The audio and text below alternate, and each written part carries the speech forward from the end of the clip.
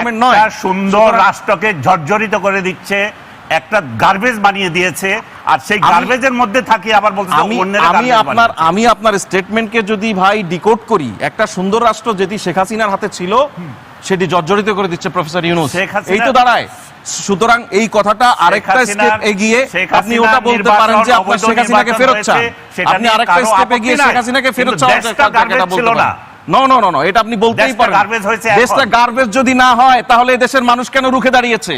রুখে দাঁড়িয়েছে, ভোট দিতে পারে নাই, আর এখন হয়েছে যে ভোট দিও না, তাই দাঁড়িয়েছে না। কথা বলছে ভোটের জন্য রাজনীতি, ভোটের জন্য নয় শুধু। আর এখন ভোট কিভাবে শুধু যদি ভোটের জন্য 1971 সালে বাংলাদেশে কোনো ইলেকশন কমিশন ছিল না, তার মানে শূন্য থেকে শুরু করতে হয়েছে। কিন্তু বাংলাদেশে এখন এমন একটা নির্বাচনী ব্যবস্থা আপনারা 15 বছরে দাঁড় করিয়ে দিয়ে গেছেন যেখানে কোনো নির্বাচনী ব্যবস্থা নেই। বাংলাদেশ দালি নির্বাচনের আগে যারা যেগুলো হয়েছিল সেগুলো সব অবৈধ নির্বাচন হয়েছে। শেখ হাসিনার ওই 3 আমলের আগে যে নির্বাচন হয়েছিল সেগুলো কোন আইনে হয়েছিল? শেখ হাসিনার 4 আমলে সরকার 57টা সেনা অফিসার একটা স্বাধীন দেশে কিভাবে মারা যায়, তারপরে সেনাবাহিনী চুপচাপ বসেছিল। আমরা দেখছি ছোটবেলায়ও একটা আর্মি অফিসার যদি কোথাও ইনসাল্ট হয়েছে সেই এলাকা চইসে বেড়াইছে, আর 57টা অফিসার মারা গেছে, গোটা সেনাবাহিনী চুপচাপ বসা ছিল। শেখ হাসিনার 4 আমলের নির্বাচন বিতর্কিত নির্বাচন, এগুলি কোনো নির্বাচন নয়। এর বাহিরেরও বহু নির্বাচন নিয়ে দেশে প্রশ্ন আছে। তাহলে কিছু ছিল না, অধিকাংশ ক্ষেত্রেই ছিল না, অধিকাংশ ক্ষেত্রেই ছিল না। এই দেশের প্রতিষ্ঠান দাঁড়ায়নি। এটা তো ডক্টর ইউনূস শুধু নির্বাচন কমিশন বানাচ্ছে, এটা আপনার পার্সোনাল আগ্রহের জায়গা থেকে বা পার্সোনাল আপনার কোনো ক্ষোভ থাকতে পারে, সেখান থেকে আপনি বলতে পারেন।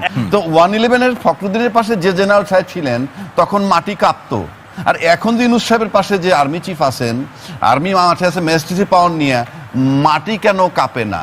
একটা বিষয় আসলে দেখলাম যে 111, এই যে আনিস আলমগীর ভাই বলছে 111 এর সরকার দেখিয়ে গেছে দৃশ্যমান অনেক কিছু, আর এই সরকার ব্যর্থ। এই সরকার বাংলাদেশ জন্মের পরে এরকম সরকার আর আসে না। শুরুতে আনিস আলমগীর ভাই আপনার কাছে আসতে চাই যে আসলে আমাদের 5ই আগস্টের আগে রাজনৈতিক দলগুলোর মধ্যে আমরা বিভিন্ন বিষয়ে যে ঐক্য বা ফেসিবাদের বিরুদ্ধে যে ঐক্য দেখেছি, 5ই আগস্টের পরে নানা ইস্যুতে সেই ঐক্যে ফাটল ধরেছে, বিভাজন শুরু হয়েছে।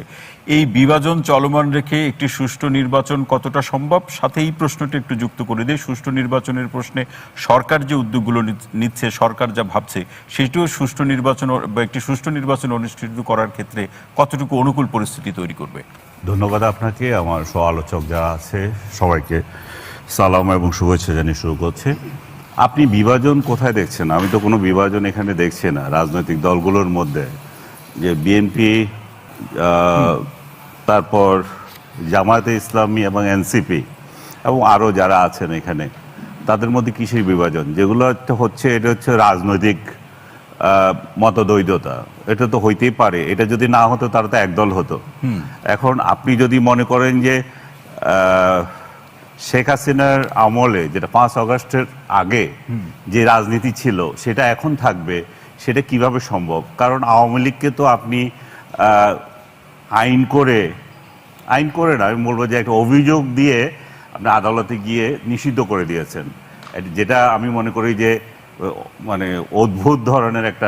সেটা আদালতে না, এটা কার্যক্রম নির্বাহী আদেশে, সেটি নির্বাহী আদেশে করে দিয়েছেন। তারা তো তাদের নির্বাহী আদেশে করছেন, তাদের তো বিচারই হয় না, বিচারের আগে তাদেরকে রায় দিয়ে দিয়েছেন যে এরা থাকবে না, তাদের তাদের যেহেতু নিবন্ধন নাই তারা কার্যক্রমও করতে পারবে না। যাই হোক, সেটা একটা বিষয় যে আপনি একটা রাজনৈতিক দলকে পুরো কার্যক্রম থেকে আলাদা করে দিয়েছেন।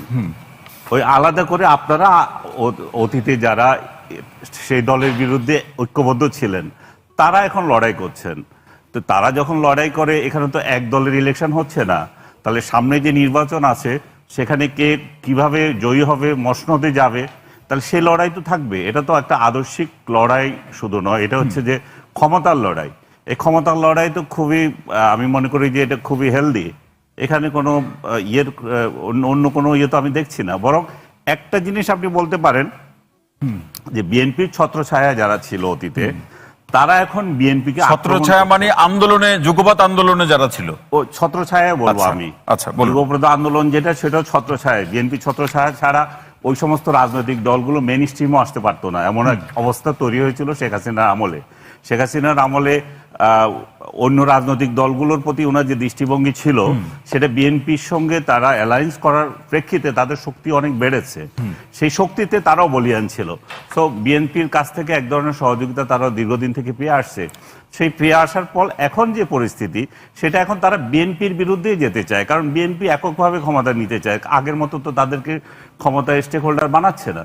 তো স্বাভাবিকভাবে বিএনপির বিরুদ্ধে তাদের অভিযোগ থাকবে। এবং আরেকটা জিনিস, বিএনপি যে রাজনীতি অতীতে করেছে সেই রাজনীতি এনটি আওয়ামী লীগ রাজনীতি ছিল। তো এখন তো এনটি আওয়ামী লীগ রাজনীতিতে বাংলাদেশে কি, এনটি আওয়ামী লীগ রাজনীতি হচ্ছে যে মুক্তিযুদ্ধের পক্ষে না থাকা, কোনো না কোনোভাবে মুক্তিযুদ্ধকে ইয়ে করা, কারণ আওয়ামী লীগ মুক্তিযুদ্ধকে আফল করে কেন, সেটা এক ধরনের জ্বালা। এনটি আওয়ামী লীগ রাজনীতির মধ্যে হচ্ছে ভারত বিরোধিতা। তো এখন এই প্রেক্ষিতে আপনি যদি দেখেন, বঙ্গবন্ধু শেখ মুজিবুর রহমান যে দলটা গঠন করেছে স্বাধীনতার সঙ্গে তার জড়িত, বাংলাদেশের স্বাধীনতা আন্দোলনের একটা অন্যতম ফিগার একটা দল। আরেকটা অন্যতম ফিগার আমাদের জিয়াউর রহমান, স্বাধীনতা যুদ্ধের। এই দলটাও জিয়াউর রহমানকে সামনে রেখে মুক্তিযুদ্ধের পক্ষের দল হিসাবে তারা দাবি করেন এবং তাদের কার্যক্রমও স্বাধীনতার পক্ষেই আছে এখনো পর্যন্ত। তো এখন একটা স্বাধীনতার পক্ষে মেইন যে রোল যারা প্লে করতো, যারা মেইন দাবিদার ছিল, তারা যখন চলে যায় তখন এনটি আওয়ামী লীগ বা এনটি ভারত রাজনীতি করবে যারা, তাদের কাছে তো আর কোনো ইস্যু নাই।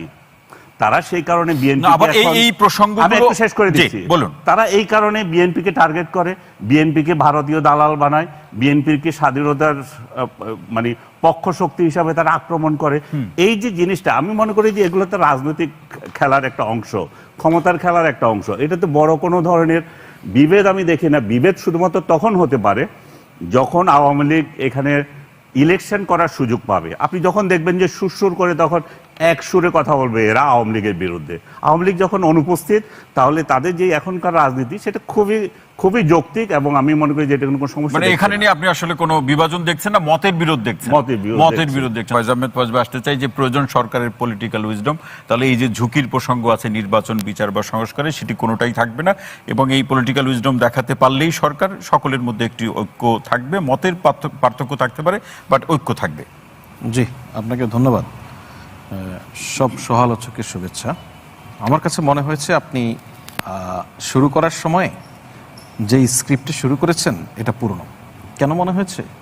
আপনি যে সংশয়ের কথা বলছেন, আপনি ইভেন পলিটিক্যাল পার্টিগুলির কারো কারো রেফারেন্স দিয়ে যে অভিযোগের কথা বলছেন, সেগুলি কমপক্ষে 3, 4, 5 দিন, কোনোটা 1 সপ্তাহেরও বেশি পুরনো। এই কারণে বলছি যে দেশের বর্তমান প্রেক্ষাপটে নির্বাচন, রাজনীতি এগুলি প্রতি ঘন্টায় পর্যন্ত পরিবর্তন হচ্ছে, প্রতি 24 ঘন্টায় সিনারি পাল্টে যাচ্ছে। কোনটা পুরানো একটু বললে ভালো হতো। সেই জায়গায় আপনি এই যে সংশয়ের কথা বলছেন না, অন্তত গত 1 সপ্তাহ 2 সপ্তাহ ধরে আমরা কোনো পলিটিক্যাল পার্টির কোনো নেতৃত্বের মুখে নির্বাচন নিয়ে একটিও সংশয়ের কথা শুনিনি, একটিও না। দেখুন, আর ওভারঅল যদি আপনি একটা সংশয়ের কথা বলেন, যে অনিশ্চয়তার কথা বলেন, সেটা পুরো জাতি হিসেবে আমরা একটা বিষয়ে সচেতন।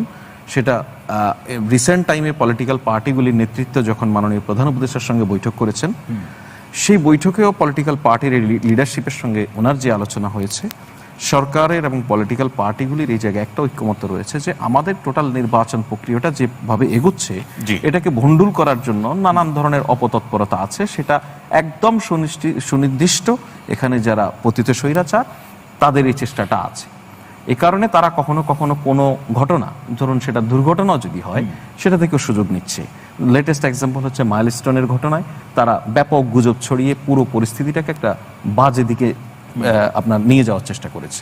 আবার কখনো কখনো এরা নিজেরা ঘটনা ঘটিয়েও ষড়যন্ত্র করবে। সুতরাং এই জায়গায় আমাদের যে সতর্ক থাকার জায়গা, যেটা মানে খুবই গুরুত্বপূর্ণ, সরকারের জায়গা থেকে সরকার সতর্ক থাকবে। একই সঙ্গে এটা গুরুত্বপূর্ণ হচ্ছে পলিটিক্যাল পার্টিগুলি এই বিষয়ে সজাগ থাকা। এখন পলিটিক্যাল পার্টি তো বিএনপি তো বলছে, বিএনপি চেয়ারম্যান বলছে যে ফেসিবাদী অপশক্তির একটা উত্থান, চেয়ারপারসন যে উত্থান ঘটার একটা যথেষ্ট সুযোগের কথা তারা বলছেন, ষড়যন্ত্রের কথা। ডেফিনেটলি এটা আজকেই বলেছেন, উনি খুব ব্রাইটলি পয়েন্ট আউট করেছেন। হ্যাঁ, উনি নির্বাচনী অনিশ্চয়তার কথা বলেছেন, তা নয়তো নিশ্চয়ই ফেসিবাদী এই শক্তির উত্থানের সম্ভাবনা। আমি আমাদের দেশে সব সময় নির্বাচনের যখন একটা পরিবেশ থাকে, দেশ যখন নির্বাচনমুখী, সেই সময়টা খুব সেন্সিটিভ থাকে, খুবই স্পর্শকাতর। আপনি তো আওয়ামী লীগের মতো এক দানবের কথা বলছেন, তখন খুব ক্ষুদ্র না, ক্ষুদ্র আমরা- তখন হ্যাঁ, ক্ষুদ্র ক্ষুদ্র যারা মানে অপশক্তি আছে তারাও নানানভাবে সক্রিয় হয়ে ওঠে নির্বাচনকে ঘিরে। আপনি দেখবেন নির্বাচনকে ঘিরে বিশেষ অভিযান পরিচালনা করতে হয় অস্ত্র উদ্ধারের জন্য, এটার জন্য, ওইটার জন্য। সেই বাস্তবতায় বিএনপি অ্যাক্টিং চেয়ারম্যান জনাব তারেক রহমান যে কথাটা বলেছেন, উনি খুবই রাইটলি পয়েন্ট আউট করেছেন। উনি বাংলাদেশের এই মুহূর্তের পলিটিক্যাল পার্টিগুলির মধ্যে সবচেয়ে বৃহৎ পলিটিক্যাল পার্টি, তার সরাসরি নেতৃত্ব দিচ্ছেন তিনি। তার কিছু মানে ওভারঅল পলিটিক্যাল রেসপন্সিবিলিটি আছে, শুধু নিজের দল নয়। এই রেসপন্সিবিলিটির জায়গা থেকে আমি মনে করি এটা সবগুলি পলিটিক্যাল পার্টির জন্য এক ধরনের বার্তা। তাহলে ফয়েজ ভাই, এটা সুতরাং একটু- এই জায়গায় আপনি যে অনিশ্চয়তা বা সংশয়ের কথা বলছেন, এটা আমার কাছে খুব বেশি এই মুহূর্তের আলোচনায় যৌক্তিক নয়। তবে ঝুঁকির প্রসঙ্গ, সাইফুল হক ভাই ঝুঁকির প্রসঙ্গ বললেন যে বেশ কিছু ঝুঁকি এটা আছে। এটা নির্বাচনের গেজেট প্রকাশ হওয়ার আগ পর্যন্ত ঝুঁকি আছে। আমি যতটুকু নির্বাচনকে বুঝি, এটা নির্বাচিত হয়ে যাওয়া একটা সরকারের জন্য ঝুঁকি আছে। শেখ হাসিনা 2024 সালে যখন নির্বাচনটা সেরে ফেললেন, অনেকেই ধরে নিয়েছে এই হাসিনার আর কোনোভাবেই বিদায় করা সম্ভব নয়। খুব অল্প সময়ে তিনি বিদায় হয়েছেন। সুতরাং না, আবার- যে কোনো- আবার ফয়েজ ভাই- যে ঝুঁকির জায়গাটা যদি আপনি বলেন, এটা সব সময় থাকে। আমি আপনাকে একটা কনক্লুশনে আসি, আপনার সুবিধা হবে। সাইফুল ভাই যেটা বলেছেন যে বিচারের বিষয়ে দৃশ্যমান হওয়া, দেখুন এখানে নির্বাচন নিয়ে সন্দেহ সংশয়ের যত আলাপ হয়েছে, সবচেয়ে গুরুত্বপূর্ণ কি? সবচেয়ে গুরুত্বপূর্ণ হয়েছে কেউ, আমি যদি একদম ফরমেশনটা বলি, কেউ বিচার, সংস্কার, নির্বাচন এভাবে শুনতে বা বলতে পছন্দ করেন। কেউ সংস্কার, বিচার, নির্বাচন এই ফরমেশনে শুনতে পছন্দ করেন। আবার কেউ নির্বাচন, সংস্কার, বিচার এভাবে শুনতে পছন্দ করেন, তাই তো?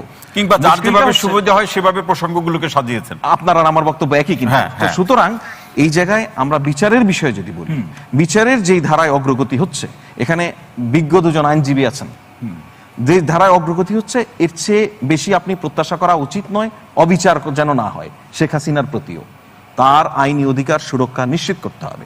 সুতরাং বিচারটা ঠিকঠাক এগোচ্ছে। পলিটিক্যাল পার্টিগুলির মধ্যে কনফিডেন্স বিচার নিয়ে যথেষ্ট তৈরি হয়েছে।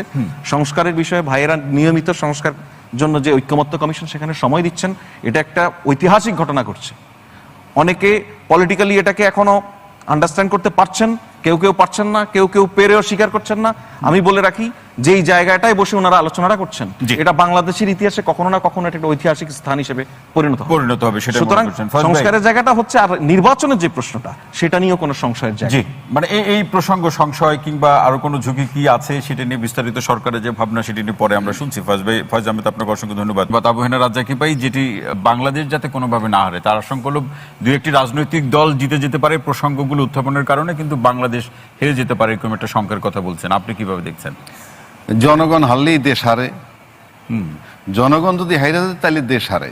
আমি একটা কথা বলি, ভাই একটা কথা পিয়ার পদ্ধতিটা নিয়ে আসছে। জি, মঞ্জু ভাই বলেছেন। এই যে পিয়ার পদ্ধতিটা উনি আনলেন, পিয়ার পদ্ধতির, আমি কিন্তু পিয়ার পদ্ধতির পক্ষ বিপক্ষের লোক না, আমি বলছি আলোচনা।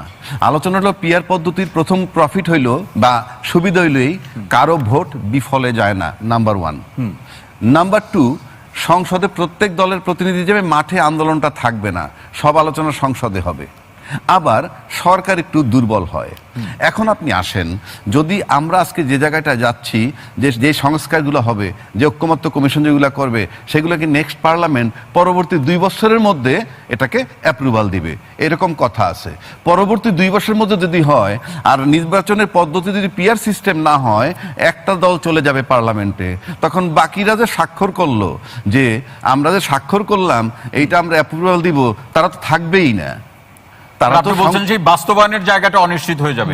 অ্যাপস হবেই না, আমি নিশ্চিত করে দিচ্ছি। আপনি কোন অবাস্তব, আমি বলে দিচ্ছি হবেই না, নাম্বার 1। না, তাহলে এই জায়গাটা রাজ্জাকি ভাই প্রশ্নটা রেখে যায়, এই রাজনৈতিক দলগুলোকে সঙ্গে নিয়ে আলোচনা করেই তো আসলে সেই চূড়ান্ত প্রতিবেদনটি জাতীয় ঐক্যমত্য কমিশন দিবে, তাহলে হবে না কেন? কেন বলছি, একটা পার্ট তো বলে ফেললাম, যেটা বলছি। জি। আনিস আলমগীর ভাই যেমন একটা কথা বলছেন, বাংলাদেশের রাজনীতিতে হলো ক্ষমতার লড়াই। ইনফ্যাক্ট আমি এডমিট করি এটা ক্ষমতার লড়াই, এখানে আদর্শের লড়াই নাই। ক্ষমতার লড়াই যেখানে, সেখানে আদর্শের লড়াই থাকে না। এবং এই কারণে আমাদের ক্ষমতায় যাওয়ার পদ্ধতিটাও জোরপূর্বক, এবং ক্ষমতায় যাওয়ার পর টিকে থাকাটাও জোরপূর্বক। আমি অতীত যা দেখছি, অন্তত 2-3টা নির্বাচন ছাড়া, যেগুলো 91, 96, 2001 এই পর্যন্ত যদি বলি, বাকিগুলো হইলো যাওয়ার পদ্ধতিটাও জোরপূর্বক। তার মানে সেন্টারে সেন্টারে মারামারি হয়। এটার মানে কি? এটা মানে যেতে হবে। আর যাওয়ার পর টিকে থাকাটাও জোরপূর্বক, বিগত 16 বছরে আমরা তাই দেখছি। তার মানে কি যাওয়া আসা দুই পর্বে মারামারি? ইনশাল্লাহ, আমার দেখা, আমি কেউ তো দ্বিমত করে করতে পারে, বাট আমি যেটা দেখছি সেটা বলছি। 3 নম্বর আসেন, আদর্শ বলতে কিছু নাই। কোন রাজনৈতিক দলের যদি আমি বলি ক্ষমতায় যারা ছিলেন পরীক্ষিত, যারা পরীক্ষা দেয় নাই তাদের কথা ভিন্ন, তারা বলতে পারবে আমি অনেক ভালো। কিন্তু যারা পরীক্ষিত তাদের কথা যদি আমি বলি, আপনি উপরে উঠতে হলে নাগালে না পাইলে কিন্তু ল্যাডার বা সিঁড়ি লাগে, মই। বাংলাদেশের পরীক্ষিত যে দুইটা দল, এই পরীক্ষিত দুইটা দল কিন্তু রাজাকার নামের যে দলটা তাকে ব্যবহার করছে। আপনি যখন বলবেন আপনি মুক্তিযুদ্ধের চেতনা ধারণ করেন, তখন আপনি মই হিসাবে তাকে কিভাবে ব্যবহার করেন? তখন বলেন কি রাজনীতিতে শেষ কথা বলতে কিছু নাই। আপনি বাসায় গিয়ে, এটা মনে হয় শুধু বাংলাদেশে আছে। আমি বলি, আপনি বাসায় গিয়া আপনার ছেলের সাথে যার বয়স 18-20 হয়েছে, সকালে এক পদের কথা বললেন, বিকালে আর এক পদের কথা বললেন, পরশুদিন আর এক পদের কথা বললেন, আপনি যত বড় সাহেবিয়ান ঘরে ঢুকতে দিবে না। বাট রাজনীতিতে আমরা এটা আরামসে বলি কি, পলিটিক্যাল লিডাররা সকাল বিকাল কথা পরিবর্তন করতে পারবে। It has the beginning, it has no ending. পলিটিক্সে শেষ কথা বলতে কিছু নাই। আপনি যদি জামাতের সাথে নিয়ে ক্ষমতায় যান, তাকে সিঁড়ি হিসেবে ব্যবহার করেন, তখন তার গায়ে ঘ্রাণ পান। রাজনৈতিক বাস্তবতা নামক যে একটা বিষয় আছে, সেটাকে আপনি স্বীকার করেন? কোনটা? রাজনৈতিক বাস্তবতা, পলিটিক্যাল রিয়ালিটি আপনি স্বীকার করেন কিনা? কোন পলিটিক্যাল রিয়েলিটি? মানে এই তো আদর্শবিহীন। আমার যখন যা মন চাইবে তখন তা করব উপরে যাওয়ার জন্যে, ক্ষমতার লড়াই। এই যদি হয়, আমি আস্থা রাখবো কিভাবে? কথার কথা বলছি আপনাকে, এই যদি হয় বৈশিষ্ট্য, তাহলে আজকে যে সংলাপগুলা হচ্ছে, আমি তর্কের খাতিরে ধরে নিলাম যে এইগুলা নেক্সট পার্লামেন্ট যখন আসবে তার অ্যাপ্রুভাল করবে। কিভাবে?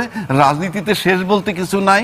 আর পিয়ার পদ্ধতি না থাকলে যাবে একটা দল, বাকিরা কোথায়, কিভাবে অ্যাপ্রুভাল দিবে?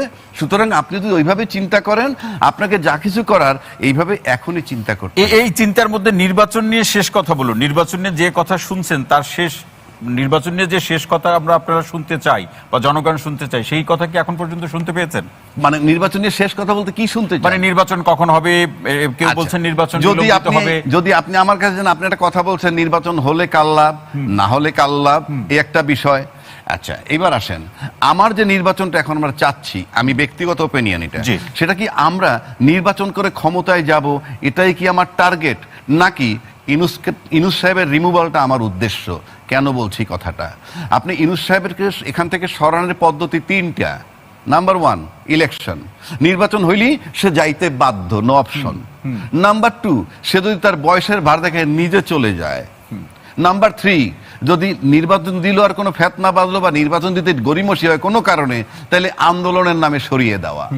এখন প্রশ্ন হচ্ছে কোনটার সম্ভাবনা বেশি? আচ্ছা, আমার কাছে যেটা মনে হয় ফাইনালি, আমার যদি এইভাবে এট এ গ্লান্স প্রশ্ন করেন, লাভ ক্ষতিটা পরে আসি, সম্ভাবনা হইল এই, ইউনূস সাহেব কোনো ফেতনায় যাবেন বইলে আমার কাছে মনে হয় না। কালকে যদি আন্দোলন নামে, ব্যাখ্যা পরে শুনবো, কোনটা লাভ বেশি সেই শিরোনামটা শুধু বলেন। কোনটা লাভ বেশি? হ্যাঁ, লাভের মধ্যে কোনটা লাভ বেশি? যদি বর্তমান সরকার হাঁটবে, যদি ইউনূস সাহেবের রিমুভাল হয়ে যায় নির্বাচন ছাড়া, তাইলে লাভ আওয়ামী লীগের বেশি। কারণ ইউনূস সাহেবও সরে গেল, এনটি আওয়ামী লীগ, আর অন্য কেউ ক্ষমতা আসলো না, তৃতীয়ত কেউ থাকবে, সে পরোক্ষভাবে হইল আওয়ামী লীগ। তবে আনিস আলমগীর, আপনার কাছে আসতে চাই যে ঐক্যমত্য কমিশনের রাজনৈতিক দলগুলোর সাথে যে নির্বাচন এবং রাজনীতির সংস্কারের যে প্রসঙ্গগুলো নিয়ে আলোচনা হচ্ছে, সেক্ষেত্রে অনেকেই বলার চেষ্টা করছেন খুব স্পষ্ট করে যে বড় দলগুলো নির্বাচন বা রাজনীতির যে বিষয়গুলোকে মেনে নিচ্ছেন, সেটি আসলে বাস্তবতার নিরীক্ষে নির্বাচন যাতে দ্রুত হয় সেই প্রশ্নে মেনে নিচ্ছেন। তাদের এই মতামতের সাথে আপনি একমত কিনা? বড় দলগুলো যেটা মেনে নিচ্ছে, হ্যাঁ, আমার মনে হচ্ছে সবাই উপলব্ধি করে ফেলেছে এর মধ্যে যে ডক্টর ইউনূসের পক্ষে এর থেকে তার সরকারের বড় কিছু দেওয়ার কোনো প্রত্যাশা মানুষ করছে না। কারণ গত 1 বছরে যে পরিস্থিতিতে রাষ্ট্রে বিরাজ করছে, তাতে করে সবাই আল্লাহ আল্লাহ করছে যে কখন উনি বিদায় নেবেন। এবং আমি খুব আশ্চর্য হচ্ছি যে ডক্টর ইউনূস আপনাদের সঙ্গে বৈঠকে, যেদিন সর্বশেষ 3য় দফা বৈঠক করলেন, সেদিন অভিযোগ করলেন যে নির্বাচন বানচাল করার জন্য পতিত স্বৈরাচার এরা এটা ভুন্ডুল করার জন্য ষড়যন্ত্র করছে। এবং সেটা আমি এখন ফয়েজের কণ্ঠেও দেখলাম একই কথা। পতিত স্বৈরাচারের কি কারণে এটা ভুন্ডুল করার চেষ্টা করবে?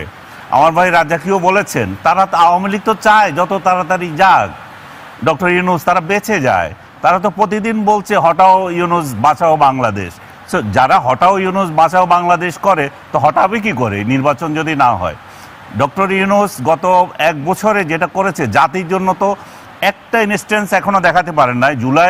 জুলাই অভ্যুত্থানের যে সনদ সেটা যদি উনি উপহার দিতে পারেন, সেটাতে কি আছে না আছে, এটাতে কোনো যুগান্তকারী পরিবর্তন আসবে কিনা সেটা একটা বিষয়। আমরা যদি 111-এর সরকার দেখি, তাদের দৃশ্যমান অনেকগুলো কাজ আছে। এখনো আমি এই যে বর্তমান সরকার ডক্টর মোহাম্মদ ইউনূসের নেতৃত্বে যে অন্তর্বর্তীকালীন সরকারের 11 মাসে আপনি তাদের কোনো সফলতাই দেখেন না? আমি সেই জায়গায় বলতেছি। জি বলুন। দৃশ্যমান কাজ 111 সরকার দেখিয়ে গেছেন, কিন্তু এই সরকারের দৃশ্যমান কাজ এখনো একটাও নাই।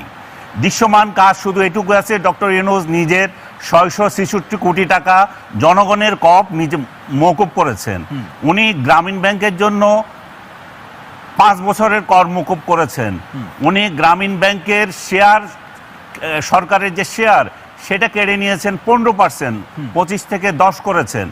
সব কিছু উন্নয়ন যা দেখছি, গ্রামীণ ফোনের জন্য বিশেষ সুবিধা দেওয়া, গ্রামীণ ইয়ে করা, ম্যান পাওয়ার ব্যবসা করা, গ্রামীণ বিশ্ববিদ্যালয় দেওয়া, এগুলো খুবই দৃশ্যমান। না, তাহলে সরকার নির্বাচন এবং রাজনৈতিক সংস্কার বা রাষ্ট্রের প্রাতিষ্ঠানিক সংস্কারের প্রশ্নে যে সংস্কার কমিশন এবং যে উদ্যোগ বা আলোচনাগুলো করছে, সেগুলো কি আপনি মনে করছেন লোক দেখানো? আমার মনে হয় যে আজকে খুব ভালো করে এই সরকারের একজন খুবই ঘনিষ্ঠ ব্যক্তি জি বলুন, আপনি বলুন। ডক্টর দেবপ্রিয় খুব ভালো করে ব্যাখ্যা দিয়েছেন। ডক্টর দেবপ্রিয় বলেছেন এই সরকারের এক্সিট নেওয়ার সময় হয়ে গেছে, কিভাবে এক্সিট নেবে তারা সেটাই চিন্তা করা উচিত। তার কামড় যতটুকু দেওয়ার, সে তার থেকে বড় কামড় দিয়ে বসে আছে, তাতে করে তার কিছুই হচ্ছে না। তো তাহলে আপনি বুঝে দেন যে তাদেরই ঘনিষ্ঠ ব্যক্তিরাই বলছে যে এই সরকার যা করতে যাচ্ছে কিছুই করতে পারবে না, এবং তার অতি তাড়াতাড়ি ইলেকশন কিভাবে দেবে এবং এক্সিট কিভাবে নেবে সেই চেষ্টা করা উচিত। সেক্ষেত্রে যাদের কাছ থেকে এক্সিট নেবে তারা, উনি সরাসরি বলেছেন যে এই সনদ তারা করে যাচ্ছে, সেটা যে আগামীতে যে সরকার আসবে সে রাখবে এর কোনো নিশ্চয়তা আছে? তাহলে আপনি এমন কোনো কিছু করে যান না যেটা আগামীতে যারা আসবে তারা রাখবে না। আপনি আপনার বিদায় কিভাবে নেবেন, শান্তিপূর্ণভাবে কিভাবে যাবেন সেই চিন্তা করেন। জি, আমিও মনে করি তাই। জি, আনিস আলমগীর অসংখ্য ধন্যবাদ। ফয়েজ ভাই আসতে চাই। ফয়েজ আহমেদ, আসলে যেটি ডক্টর দেবপ্রিয় ভট্টাচার্যের রেফারেন্স দিয়ে যেটি আনিস আলমগীর বলছিলেন, আসলে সরকারের বিদায় নেওয়ার সময় হয়েছে, এবং আমার প্রশ্ন ছিল যে নির্বাচন এবং রাজনীতির সংস্কারের প্রশ্নে সরকারের উদ্যোগগুলোকে তিনি লোক দেখানো মনে করছেন। আনিস আলমগীর ভাইয়ের কোনো প্রশ্নের রিপ্লাই না দেওয়ার জন্য আমাকে বললে আমি খুশি হতাম। ভাই আমার বড় ভাই, আমি ওনাকে বিব্রত করতে চাই না। অ্যাটলিস্ট এই সরকারের একটা অর্জন আমি বলি, আনিস আলমগীর মতো ভাইয়েরা এক্সপোজ হয়েছে। হ্যাঁ, ওনারা যেটা বলছেন, ধরুন সরকারের বিদায় নেওয়ার সময় হয়েছে, এটা ভেরি ট্রু। সরকার নিজে জানে, পলিটিক্যাল পার্টিগুলি জানে, দেশের মানুষ জানে। আনিস আলমগীর ভাই দেখলাম একটা শোতে প্রফেসর ইউনূসের বাড়ির ঠিকানা বলে দিচ্ছে, কোন জায়গায় হামলা করতে হবে, কোন জায়গায় হামলা হতে পারে, এক ধরনের ইনসিস্ট।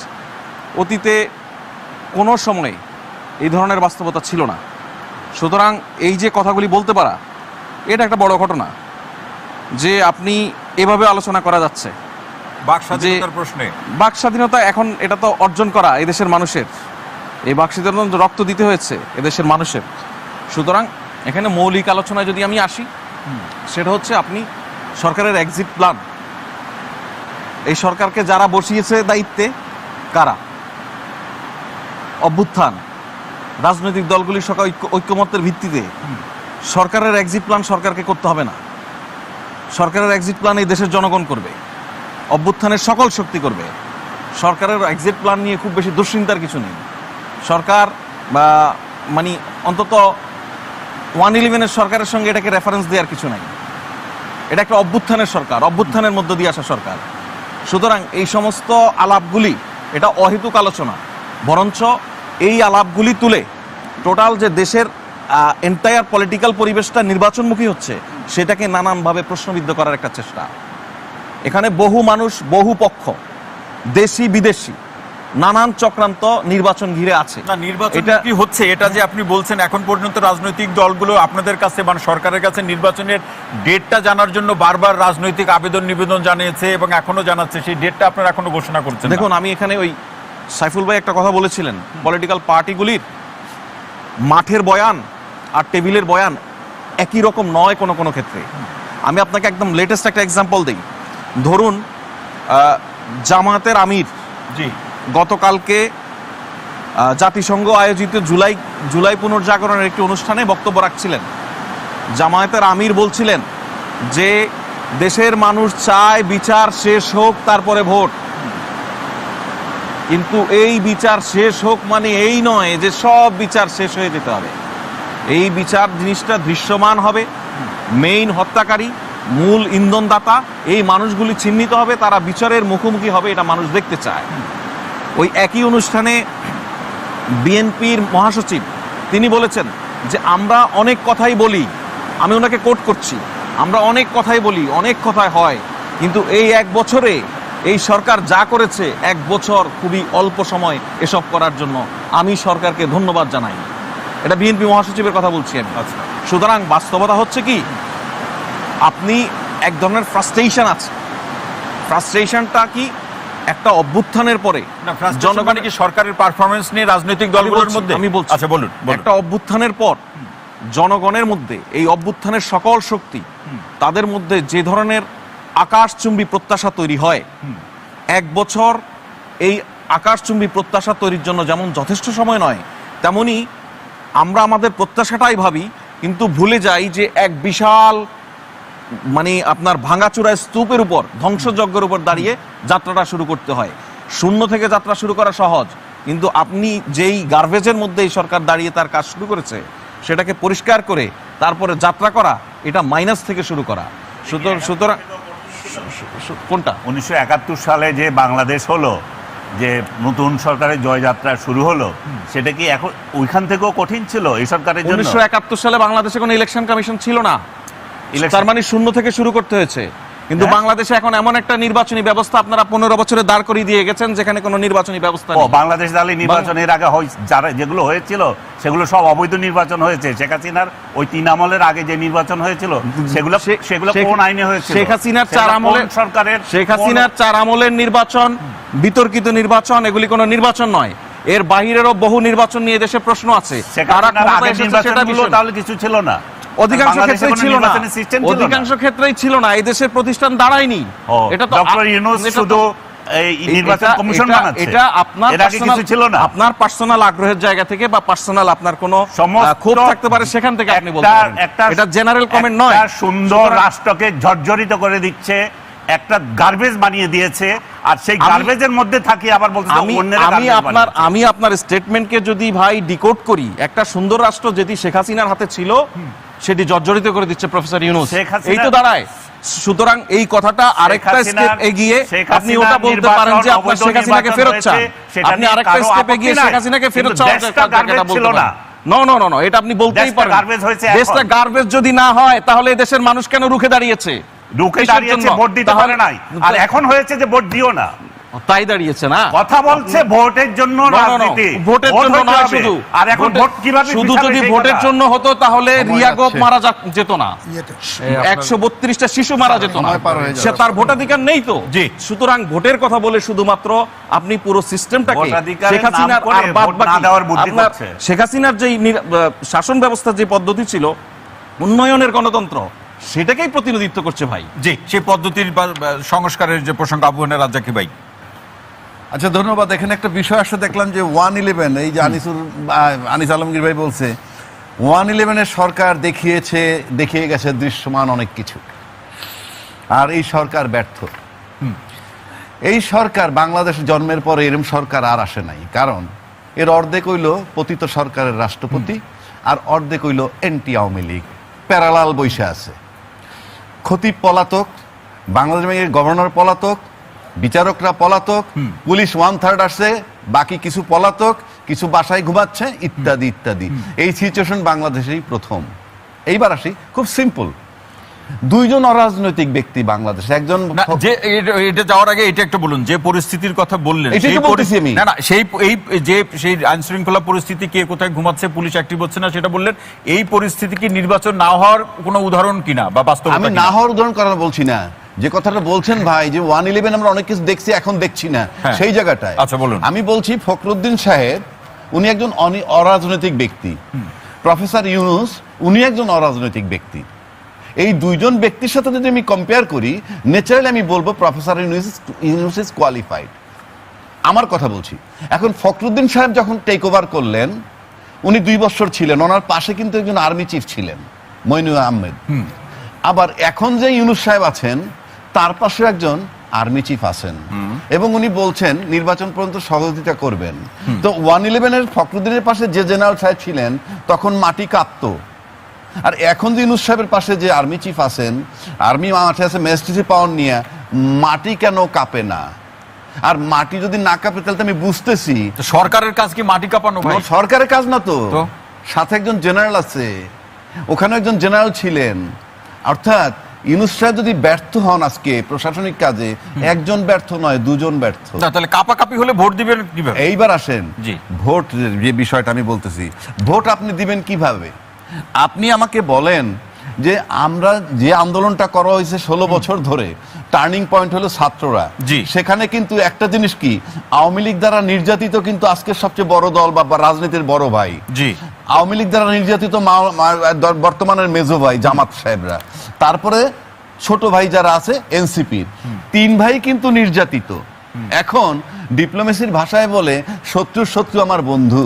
তাহলে এনসিপি, জামাত এবং বিএনপি 3 দল একসাথে আন্দোলন করছে, কথার কথা বলছি, তাহলে এদের কমন শত্রু হওয়ার কথা আওয়ামী লীগ। সেক্ষেত্রে আওয়ামী লীগ এখন এনসিপির বিরোধী, আবার বড় দল বড় ভাই বলতেছে এরা নাবালক ইত্যাদি ইত্যাদি। আবার ওই যে জামাতকে সাথে থেকে ছেড়ে দিলাম। শুরুর আলোচনায় বলছিলেন যে রাজনীতিতে শেষ বলে কিছু নাই। না না, আমি ওইটাই বলছি। জি। তো তাহলে যেখানে আমার একত্রিত হওয়ার কথা যেসব কমন শত্রুর বিরুদ্ধে, সেখানে তো আমরা ইউনাইটেড নাই।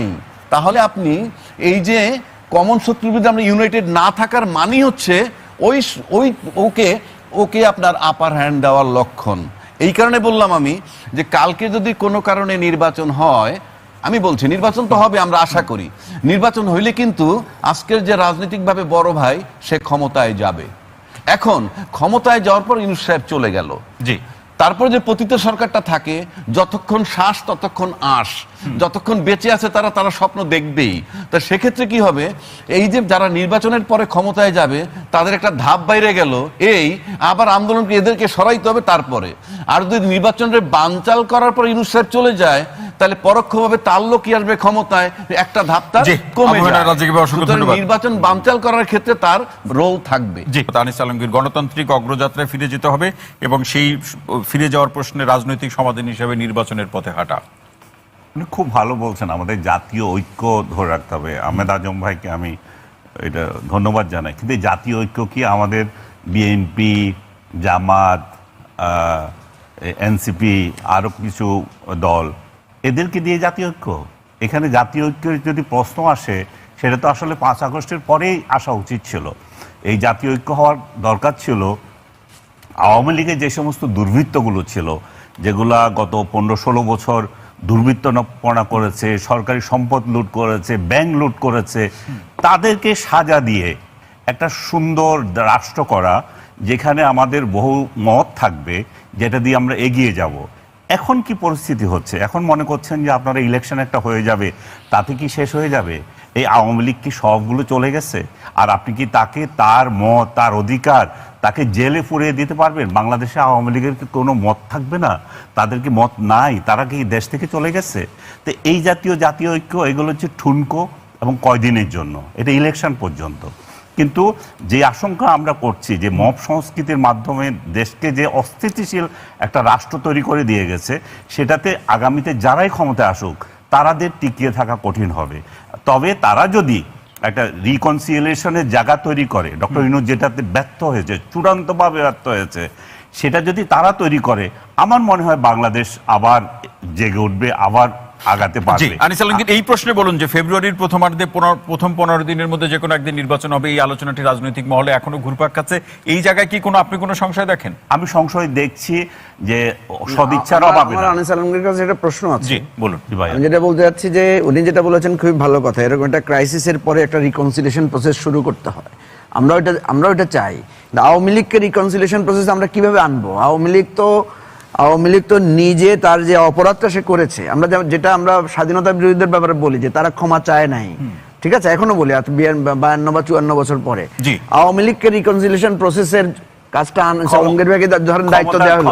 ক্ষমা চাওয়ার দিন শেষ হয়ে যায় নাই। আনিস জামাত 54 বছর পরেও ক্ষমা চায় না, না, চাইছে। আর আওয়ামী লীগ 1 বছরে যায়। না না, আমি আপনাকে যেটা বলছি আপনি ওইটাতে থাকেন, সেটা হচ্ছে যে আওয়ামী লীগকে রিকনসিলিয়েশন প্রসেসে কিভাবে আনা যায়। ধরেন আপনাকে আওয়ামী লীগের রিকনসিলিয়েশন প্রসেসে তো আমি বললাম, আপনি যে সমস্ত দুর্বৃত্ত আছে তাদেরকে জেলে ঢুকান, সাজা দেন, সাজা দিয়ে আপনি সেটা তো চলছে।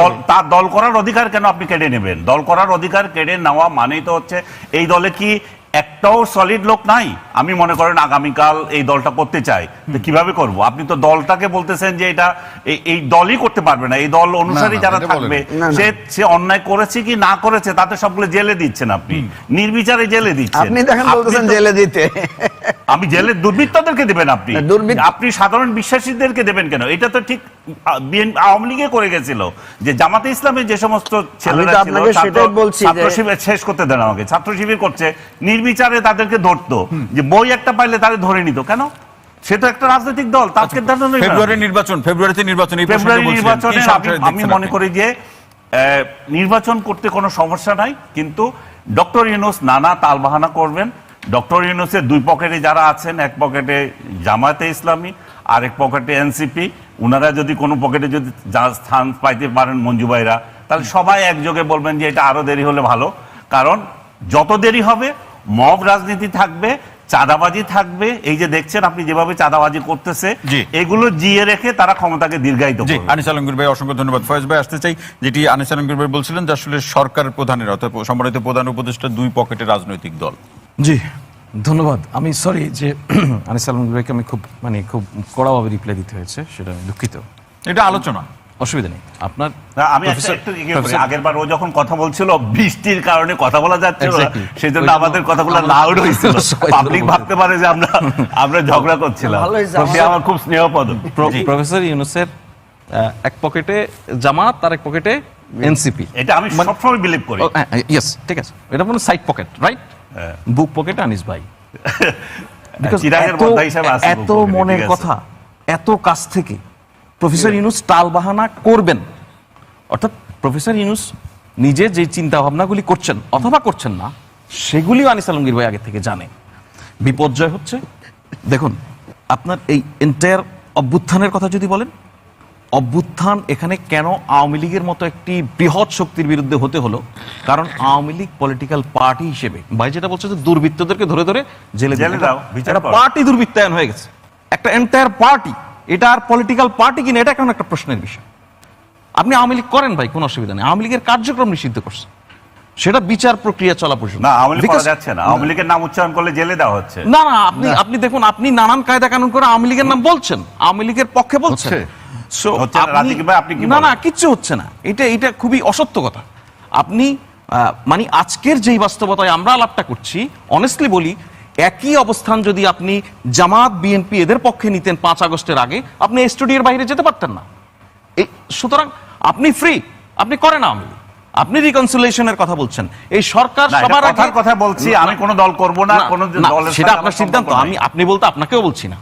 তো এখন রিকনসিলিয়েশনের ব্যাপারটা সরকারের দিক থেকে বারবার বলা হয়েছে। সরকার একটা ওপেন কলের মাধ্যমে রিকনসিলিয়েশনের মনোভাব আওয়ামী লীগের বোঝার চেষ্টা করেছে নানানভাবে।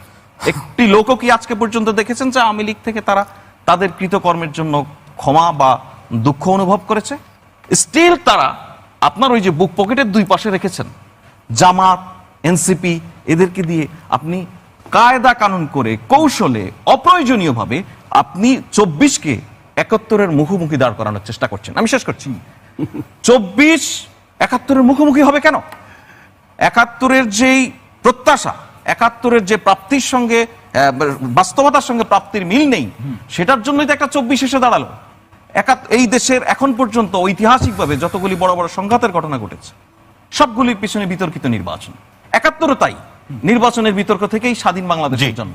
সেটা আপনারা যারা দায়িত্ব গ্রহণ করেছেন বিভিন্ন সময়, মুক্তিযুদ্ধ স্বাধীনতার চেতনা বলে ফেনা তুলেছেন, জাতিকে বিভক্ত করেছেন নানানভাবে, তারা এসে এখন সেই জায়গায় আবার নানানভাবে লাইটলি ফেরার চেষ্টা করছেন। 24কে অপ্রয়োজনীয়ভাবে, ধরুন ভাই যে এখন 71-এর কথাটা নিয়ে কোনো কারণ নেই নিয়ে এসে হাজির করলো, 71-এর চেয়ে বেশি কেন? সুতরাং না। বারবার 24কে নানান ফর্মে 71-এর মুখোমুখি দাঁড় করানোর চেষ্টা করা হবে। বাংলাদেশের মানুষ এই জি। জিনিস বুঝে গেছে, এই কার্ড ভেঙে গেছে। জি, সাইফুল হক ভাই, আপনার কাছে আসতে চাই, যেটি শুরুর দিকে আলোচনা আপনি বলছিলেন যে নির্বাচনের প্রশ্নে বেশ কিছু ঝুঁকির প্রসঙ্গ আপনি বলছিলেন, সেই ঝুঁকির জায়গা থেকে সংশয় কিংবা রাজনৈতিক দলগুলো সরকারের সাথে কোন রাজনৈতিক দলের সম্পর্ক ভালো, কাদের আতাত আছে, কোড আনকোড, এই ধরনের প্রসঙ্গগুলো আছে। এই প্রসঙ্গগুলোর থেকেই কি আসলে আজকের যে আলোচনার শিরোনাম আমরা যেভাবে নির্ধারণ করেছি, এই প্রসঙ্গটা সৃষ্টি হলো কিনা? ধন্যবাদ। রাজনৈতিক ক্ষেত্রে যদি আপনি ঝুঁকির কথা বলেন, মাঠে আপনারা যেগুলো শোনেন, উভয় ক্ষেত্রে, নির্বাচন এবং রাজনীতি উভয় বলছি, ক্ষেত্রেই। বা আমি রাজনীতির ক্ষেত্রে যেগুলো বলা হচ্ছে, ধরুন বিচার শেষ না হওয়া পর্যন্ত কোনো নির্বাচন নয়, এরকম কথা আসছে, সংস্কার সম্পন্ন না হওয়া পর্যন্ত কোনো নির্বাচন নেই, এগুলো হচ্ছে মাঠের রাজনৈতিক বক্তব্য এগুলো। কারণ যারা বলেন তারাও জানেন এটা, যে বিচারটা সরকার শুরু করবেন, কিছুটা দৃশ্যমান হবে, হয়তো একটা পর্যায় পর্যন্ত বিচারটা যাবে, 2 বছর 5 বছর এমনকি 10 বছরের বিচারের প্রক্রিয়া সম্পন্ন করতে এটা প্রয়োজন হবে।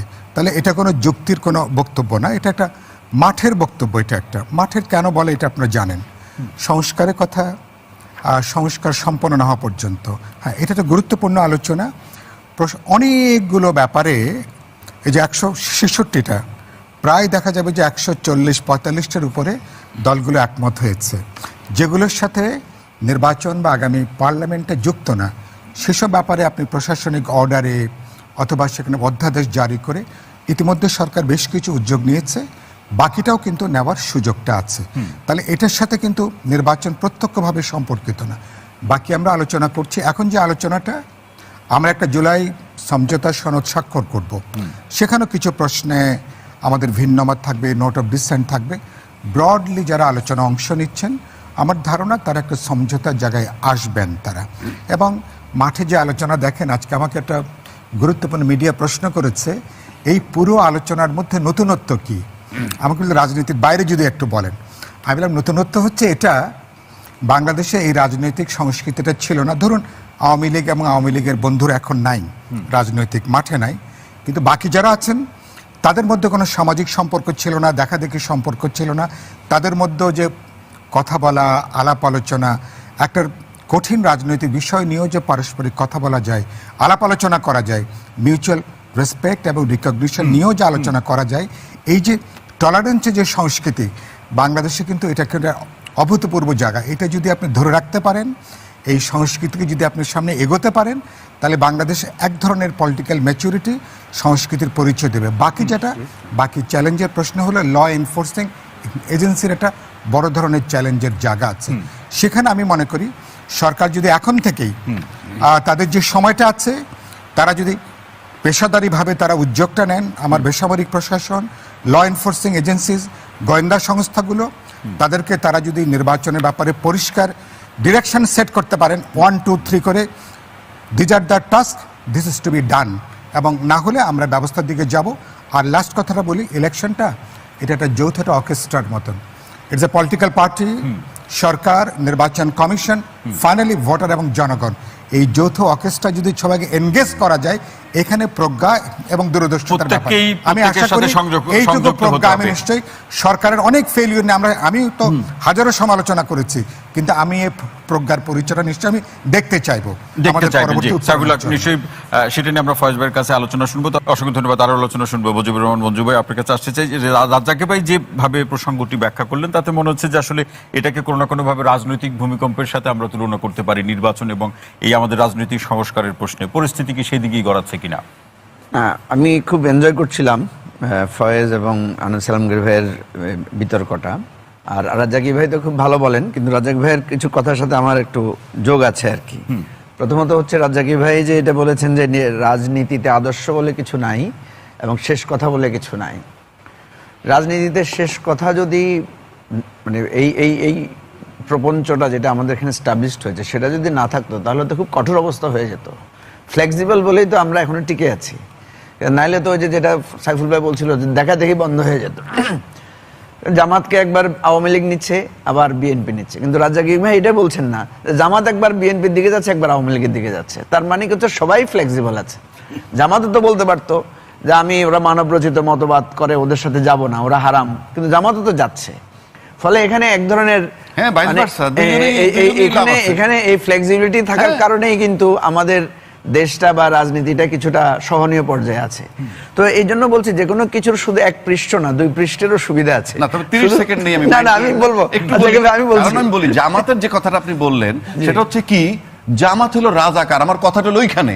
আর আপনি হলেন, আমি হলাম স্বাধীনতার পক্ষের শক্তি, আমি তাকে কখনোই নিব না ওই হিসাবে। না, আমার কথা হলো সেটা। না রাজাকি ভাই, আপনি আবার আদর্শের কথা বলছেন, তো এখানে তো হ্যাঁ। আদর্শের বিষয়টাও তো আছে। আমি আদর্শ নাই যে সেটাই প্রমাণ করছি। শুধু সেটা না, কথা হচ্ছে যে আমি আপনার কথা বলছি যে আপনি তো একটা পাশ বললেন, আমিও আরেকটা পাশ বললাম, Right. যে এই যে শেষ কথা বলে কিছু না, এটার আবার একটা পজিটিভ দিক আছে, যার কারণে দেখা যাচ্ছে যে আমরা আটকে যাচ্ছি না, আমরা আবার সচল হয়ে যাচ্ছি। যাই হোক, এই সরকারের অনেক কিছুর আমরা সমালোচনা করছি সত্য, কিন্তু যে কথাটা আনিস আলমগীর ভাই তুলেছেন, দেখেন 71-এর সাথে তুলনা করেছেন উনি, যে 71 সালের পরিস্থিতি আর এখনকার পরিস্থিতি কি ছিল। দেখেন, যে কোনো কিছু দুইটা পরিস্থিতি কখনো এক হয় না, কিছুটা কিছু পার্থক্য থাকে। 71 সালে কয়টা থানা আক্রমণ হয়েছে, কয়টা থানার লোকেরা ছিল 71 সালে, ডিসিরা এসপিরা যারা ছিল তারা, আমরা যতটুকু শুনেছি তারা তাদের বহাল শপথে কার্যক্রমে ছিল। এখানে দেখেন যেটা কিছুটা রাজ্জাকি ভাই বলেছেন, মসজিদের ইমাম থেকে শুরু করে চিফ জাস্টিস থেকে শুরু করে পিএসসি চেয়ারম্যান থেকে শুরু করে ইউনিয়ন চেয়ারম্যান পর্যন্ত নাই। ঠিক আছে, আমরা, আপনার মনে থাকার কথা, সড়কে ট্রাফিক ছিল না, এক সপ্তাহ ছাত্ররা দিয়েছে, রাস্তায় ডাকাতি শুরু হয়ে গিয়েছিল, ছাত্ররা রাস্তায় দাঁড়িয়ে রাত পাহারা দিয়েছে। এরপরে দেখেন, যেটা দৃশ্যমান চোখে পড়ছে না, যেটা বলছেন, আমরা তো দেখেছি ডক্টর ইউনূসের বাসার সামনে আন্দোলনের পর আন্দোলন হয়েছে। কই, আমরা তো কোনো গণভবনের সামনে, বঙ্গভবনের সামনে আন্দোলন হতে তো দেখি নাই অতীতে কখনো। হয়েছে তো। কথা হচ্ছে, আমরা প্রফেসর ইউনূসের 2টা সমালোচনা করেছি, যে উনি আমাদের জাতীয় ঐক্যটা যদি প্রথম থেকে ধরে রাখতে পারতেন, আর আইন শৃঙ্খলা পরিস্থিতিটা এখনো সরকারের নিয়ন্ত্রণে আসে নাই, এটা একদম খোলামেলাভাবে বলছি। কে কাকে সহযোগিতা করছে, অসহযোগিতা করছে, সেটা আলাদা ব্যাপার। আদার দেন, আমরা যদি সমালোচনার জায়গায় একেবারেই সমালোচনা করি, যেটা হয়েছে সেটা নাকি আমাদের ব্যাংকিং সেক্টরের কি অবস্থা, আমাদের এই অর্থনৈতিক জায়গায় কি যে দাঁড়িয়েছে? 2 প্রশ্ন বা প্রসঙ্গ উল্লেখ করলেন, আইন শৃঙ্খলা পরিস্থিতি এবং সরকারের পক্ষ থেকে রাজনৈতিক দলগুলোর মধ্যে ঐক্য ধরে রাখা, এই 2 প্রসঙ্গ নির্বাচনকে কতটা প্রভাবিত করবে? শুনেন, নির্বাচনের, যেটা সাইফুল ভাই বলেছেন, নির্বাচনের সংখ্যাটা আমি যেটা দেখি, আপনি দেখেছেন কালকেও বিএনপির একটা মারামারি হয়েছে, তাদের চট্টগ্রামের মারামারিটা, এবং এটা সহিংসতার রূপ নিচ্ছে। আজকেও 2-1টা জায়গায় ঘটনা হচ্ছে। মারামারি হয়েছে। নির্বাচন যখনই ঘোষণা হবে, আমি 2টা মারামারির আশঙ্কা দেখি বা 3টা মারামারির আশঙ্কা দেখি। একটা হচ্ছে বড় রাজনৈতিক দলের অন্তঃকোন্দল, এবং সে অন্তঃকোন্দলে পুলিশ এবং সেনাবাহিনী কি ভূমিকা নিচ্ছে, জি, একটা জায়গা। 2টা হচ্ছে 2 রাজনৈতিক দলের মারামারির মধ্যে যদি ঘটে, যেটা আমরা দেখেছি কিছুটা কক্সবাজারে বা জামাতের সাথে লক্ষ্মীপুরে বিএনপির এই ধরনের মারামারি দেখতে পাচ্ছি। সেখানে আমরা আইন শৃঙ্খলা রক্ষাকারী বাহিনীর শক্ত অবস্থান দেখতে পাচ্ছি না। সো ইলেকশন আসলে তো এটা বাড়বে। ঠিক আছে, আরেকটা ঝুঁকি আছে যেটা কেউ আমরা আলোচনা করছি না। যে আওয়ামী লীগকে আমরা চিনি, সেই আওয়ামী লীগ, এই যে আপনি দেখবেন চট্টগ্রামে ছাত্রদের মধ্যে 2টা মারামারি হয়েছিল, এবং একে অপরকে আঙ্গুল তুলেছে যে ওখানে স্বৈরাচারের ফ্যাসিবাদের লোকেরা আছে, এরা বলছে এদের এখানে ফ্যাসিবাদের লোকেরা আছে। ইলেকশনের সময় এ ধরনের ঘটনা অনেক ঘটবে। বিএনপি বলবে জামাতের মধ্যে ফ্যাসিবাদী লোকেরা ঢুকে গেছে, এনসিপি বলবে বিএনপির মধ্যে ঢুকে গেছে, বিএনপি বলবে জামাতের মধ্যে, মানে আজকে নিশ্চয়ই জানেন যে কুমিল্লার মুরাদনগরে উপদেষ্টা আসিফ মাহমুদের অনুসারীদের সাথে বিএনপির নেতা আমি সেটাই বলছি, 35 জন মারামারি ধাওয়া পাল্টা দাও হতেই পারে, এটা নিয়ে কোনো কথা না। আমার কথা হচ্ছে যে আইন শৃঙ্খলা পরিস্থিতির পুলিশের ভূমিকাটা সেখানে কি হবে। আমরা পুলিশকে এখন পর্যন্ত সেই, মানে তার যে পুলিশি ভূমিকাটা, পুলিশিংটা সেখানে আমরা দেখতে পাচ্ছি না। এবং রাজাকি ভাই যেটা বলেছেন, আর্মি, সেখানে আমরা বলছি যে তারা ইনএড টু সিভিল, মানে সিভিল পাওয়ারে তারা থাকছেন, সেখানেও কিন্তু তৎপরতাটা ওই ধরনের না। গোপালগঞ্জে আমরা কি দেখলাম, সিরিয়াসলি আপনার একটা ফেলিওর হয়েছে, কোনো রহস্য আছে, গোয়েন্দা ফেলিওর আছে। দেখেন, আপনারা যে সবাই রহস্য আর ষড়যন্ত্র বলেন, আমরা ছোটবেলায় একটা কথা বলতাম যে কোন যন্ত্রণা, জি, তখন আমরা বলতাম সেটা হচ্ছে ষড়যন্ত্র। আপনার যে কোনো ফেলিওরকে ষড়যন্ত্র বলে চালিয়ে দেওয়া যায়। কথা হচ্ছে, আপনার শত্রু তো আপনার বিরুদ্ধে ষড়যন্ত্র করবেই, আপনি কেন শত্রু ষড়যন্ত্রকে কারণ হিসেবে উল্লেখ করবেন? আপনি তো জানেন শত্রু ষড়যন্ত্র করবেই। সুতরাং শত্রু ষড়যন্ত্রকে আপনার তো খেয়াল রাখবেন শত্রু কি ষড়যন্ত্র করতে পারে। আমি আপনাকে লিখে দিতে পারি, শেখ হাসিনার বিচার শুরু হলে আওয়ামী লীগ এমন কোনো অপকর্ম নাই, এমন কোনো অপঘাত নাই, এমন কোন নাশকতা নাই যেটা করবে না, এটা আপনি হিস্ট্রি থেকে দেখতে পারেন। জি, সুতরাং আপনি যদি তখন বলেন, একটা মিনিট আমি বক্তব্যের একটু আমি ব্যাখ্যা দেব, just আমি একটা মিনিট। আমি আর কোনো কথাটা বক্তব্য শেষ করি ভাই। সেটা হচ্ছে যে আমরা একটা অস্বাভাবিক পরিস্থিতি থেকে, যেটা প্রত্যেক জায়গায় হয়, গণ অভ্যুত্থানের পরে পাল্টা গণ অভ্যুত্থান হয়, পৃথিবীর বহু জায়গায় জি, হয়েছে। জি। আমাদের এখানে এখনো এই ধরনের সিচুয়েশন আমরা সমাধান করতে পারি না। সমাধান করতে পারে যে মঞ্জু সুতরাং ভাই, আমরা একেবারে মঞ্জু ভাই, আমরা যদি এটা মনে করি যে ইলেকশনের মাধ্যমে একটা সমাধান হয়ে যাবে, সংস্কারের মাধ্যমে, সেই এটা এত সেই সহজ পথে না। হাঁটা। আনিস ভাই, আমরা একটু আহমেদ আজম ভাইয়ের কথা শুনে আপনার কাছে আসি। টাইম দিয়েন না, অসুবিধা নাই। আমি জাস্ট মঞ্জু ভাইকে বলছি যে 71 সালে যে পরিস্থিতি, একটা বিধ্বস্ত রাষ্ট্র, একটা জাতিকে প্রতিষ্ঠা করার সংগ্রাম, 30 লক্ষ মানুষ মারা গেছে যেখানে, এত নির্যাতন পাকিস্তানি বাহিনীর, এটার সাথে যদি আমরা আজকে শেখ হাসিনার একটা সরকার বদলকে এটার সাথে যদি তুলনা করি, না, তুলনা বলি করেন যে নাই, তুলনা ওই করেন নাই। রাষ্ট্রে ওই সময় যে পরিস্থিতি দেশের মধ্যে ছিল, সড়কই তো ছিল না, এখন তো সড়ক আছে। আমার নিজের বাড়ি পড়ে দিয়েছে, আমাদের নিজের গাড়ি পড়ে দিয়েছে, রাস্তা ছিল না। সেরকম একটা দেশের থেকে আজকে 54 বছর পরে একটা রাষ্ট্র যেখানে সরকার বদলে কিছু অ্যাট্রোসিটি ঘটেছে, সেটাকে যদি আপনি বলেন কিছুই নাই, সবকিছু ভাঙচুর, কিছুই হয় নাই, এগুলো তো অ্যাবসার্ড। আনিস ভাই, এই প্রসঙ্গে আরো শুনবো। আহমেদ আজম খান, আলমগীর ভাই, আনিস ভাই, আপনার বাড়ি পুড়িয়ে দিয়েছে, এবারে আওয়ামী লীগের কত লোকের বাড়ি পুড়িয়ে দিয়েছে বলেন এবারে? পড়ে দিয়েছে, কিন্তু এবারে সেই তুলনা কয়টা থানা পুড়িয়ে দিয়েছে? তুলনা করবেন না, তুলনার তাই তো, আপনি তো তুলনা করেছেন, হ্যাঁ। তুলনাটা তো আপনি করেছেন, না, আমি আপনারা করি নাই। বলতেছেন যে 71 সালে আপনি প্রশ্নটা তুলেছেন, আপনি এমন একটা প্রথমেই বিধ্বস্ত বলেছেন। রাষ্ট্র ছিল না, না। যেখানে কিছু হতে পারে আরে না। ভাই, 71 সালে এত বিধ্বস্ত অবস্থা থেকে আমরা কিভাবে উঠে এসেছি? আপনি প্রথম তুলনাটা করেছেন, আপনি বলেছেন যে এটা কি 71 সালে যে খারাপ ছিল, আমি তো বলি না যে খারাপ ছিল। ধুলিসাৎ হয়ে গেছে। না, না, না, আমি বলেছি। না, আমরা এই আনিস ভাই আপনি এবং মঞ্জু ভাই দুজনকে অনুরোধ করছি, আমরা পরবর্তী পর্যায়ে শুনবো। আহমেদ আজম খান, এটা আসতে চাই যে আসলে এই যে রাজনৈতিক বড় দলগুলোর মধ্যে আন্তঃকোন্দলের প্রসঙ্গ, পরস্পর সংঘাত সহিংসতার প্রসঙ্গ দেখছি, এই যে বিষয়গুলোতে, অর্থাৎ রাজনৈতিক দলগুলো যদি রাজনৈতিক শিষ্টাচার বা গণতান্ত্রিক আদর্শ অনুযায়ী যদি তার নেতাকর্মীকে পরিচালিত করতে না পারে, সেটাও তো নির্বাচন বিলম্বের একটি কারণ হয়ে উঠতে পারে। দেখুন, তার আগে আমি আরেকটু কথা বলবো। এখানে একজন বলুন। সম্মানিত আলোচক বলেছেন যে ক্ষমতার লড়াই যেখানে, সেখানে আদর্শের লড়াই থাকে না।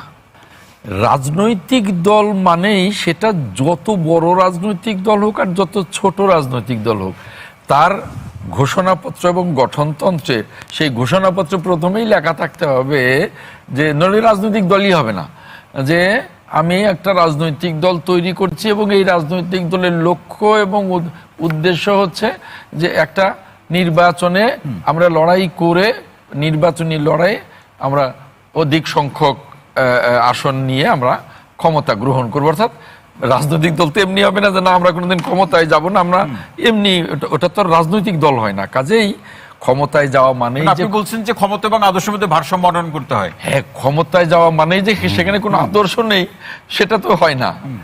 এটা তো মানে তাহলে তো রাজনৈতিক দলই জি, হবে না। জি।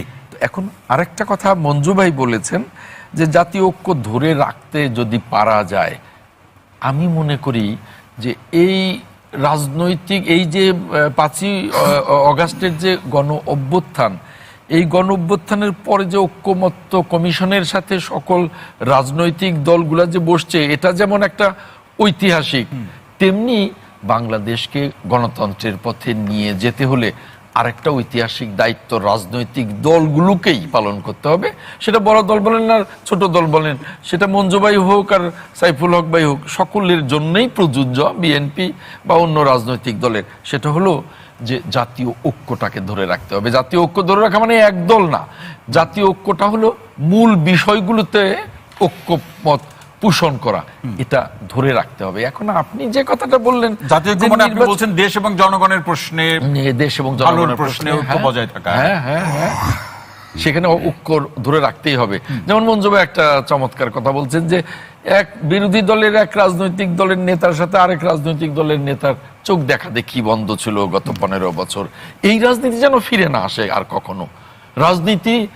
রাজনৈতিক দলগুলোর সাথে একের অপরের সাথে একটা সৌহার্দ্য থাকবে, এটাই স্বাভাবিক। যেটা আমরা ভারতে দেখি, যেটা আমরা ইউরোপে দেখি, আমেরিকায় দেখি, ইংল্যান্ডে দেখি, সব জায়গায় দেখি, সেই গণতান্ত্রিক মূল্যবোধটাই ছিল না গত 16 বছর। কাজেই সেইখানে আর আমাদের ফেরার কোনো সুযোগ নাই। তাহলে জনগণ বা জাতি আমাদের কোনোভাবেই ক্ষমা করবে না। এখন আপনি যে কথাটা বললেন যে এই যে আমাদের বড় দলের ভেতরে, দেখুন বড় দলের ভেতরে টুকিটাকি সমস্যা থাকবে, কারণ যেমন বিএনপি তার এক একটা নির্বাচনী এলাকায় 10 জন প্রার্থীও আছে, তো কাজে কিছু সমস্যা থাকবে, কিন্তু বিএনপি এটাকে নিয়ন্ত্রণ করতে জানে। আমাদের নেতা জনাব তারেক রহমানের নেতৃত্বে আমরা সে ব্যাপারে নিয়ন্ত্রণ করতে পারছেন আপনারা? হ্যাঁ, নিয়ন্ত্রণ করতে পারছি।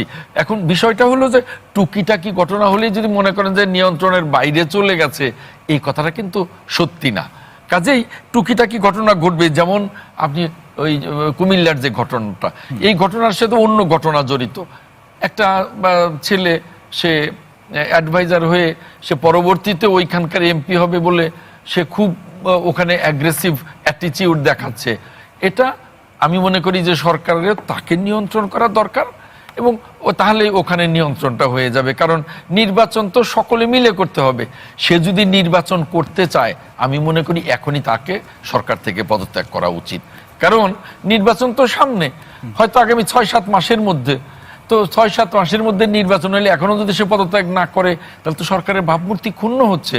সরকার থেকে পদত্যাগ করা উচিত, আর নইলে তার ওই চিন্তাটা আপনি বাদ বলছেন দেওয়া একটা উচিত। প্রশ্ন থেকে যায়, একটা প্রশ্ন থেকে যায়। এবং আমি এই শেষ কথাটা এই বলি যে আমাদের একটা বিষয়ে একমত হতে হবে, যে আমাদের গণতন্ত্রের অগ্রযাত্রায় ফিরে যেতে হবে, নইলে দেশের সমৃদ্ধি, বিনিয়োগ, আইনের শাসন কিছুই হবে না।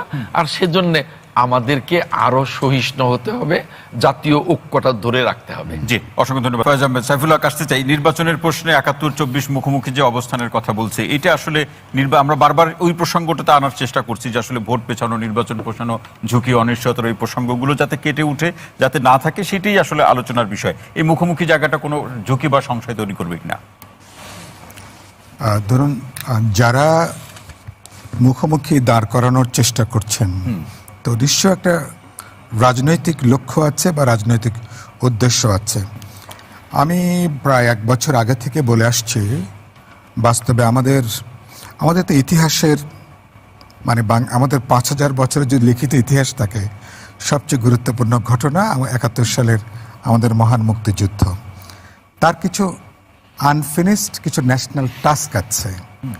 আমরা যে গণতান্ত্রিক যে রাষ্ট্র, সমাজ, সংবিধান তৈরি করতে চেয়েছি, আমি 4 নীতি যদি বাদও দিই, প্রোক্লামেশন অফ ইন্ডিপেন্ডেন্সে সাম্য, মানবিক মর্যাদা, সামাজিক ন্যায় বিচার, বাংলাদেশ 53-54। আপনি কি আমাকে সময় দেবেন না? তাহলে আপনি কেন? আপনার কাছে তো আমি শুনছি না, আপনি যেভাবে ভান করছেন যেন আপনি যেন থামিয়ে দেবার আমি আপনার দিকে তাকিয়ে আপনার কথা শুনছি, তার মানে এই না যে আপনাকে বলছি যে আপনি শেষ করুন। Don't make it.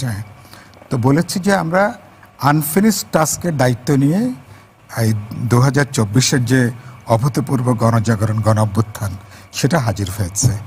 দুর্ভাগ্যজনকভাবে এই গণ অভ্যুত্থানের বার্তাটা আমি নিজে বলেছি, আমরা প্রফেসর ইউনূসের নেতৃত্বে আমরা যে সরকার গঠন করেছি, এর আসল বার্তাটা সরকার গ্রহণ করতে পারেনি। বৈষম্যের প্রশ্নে বলেন, সাম্যের প্রশ্নে বলেন, মানবিক অর্থে বলেন, অনেকগুলো কমিশন হয়েছে।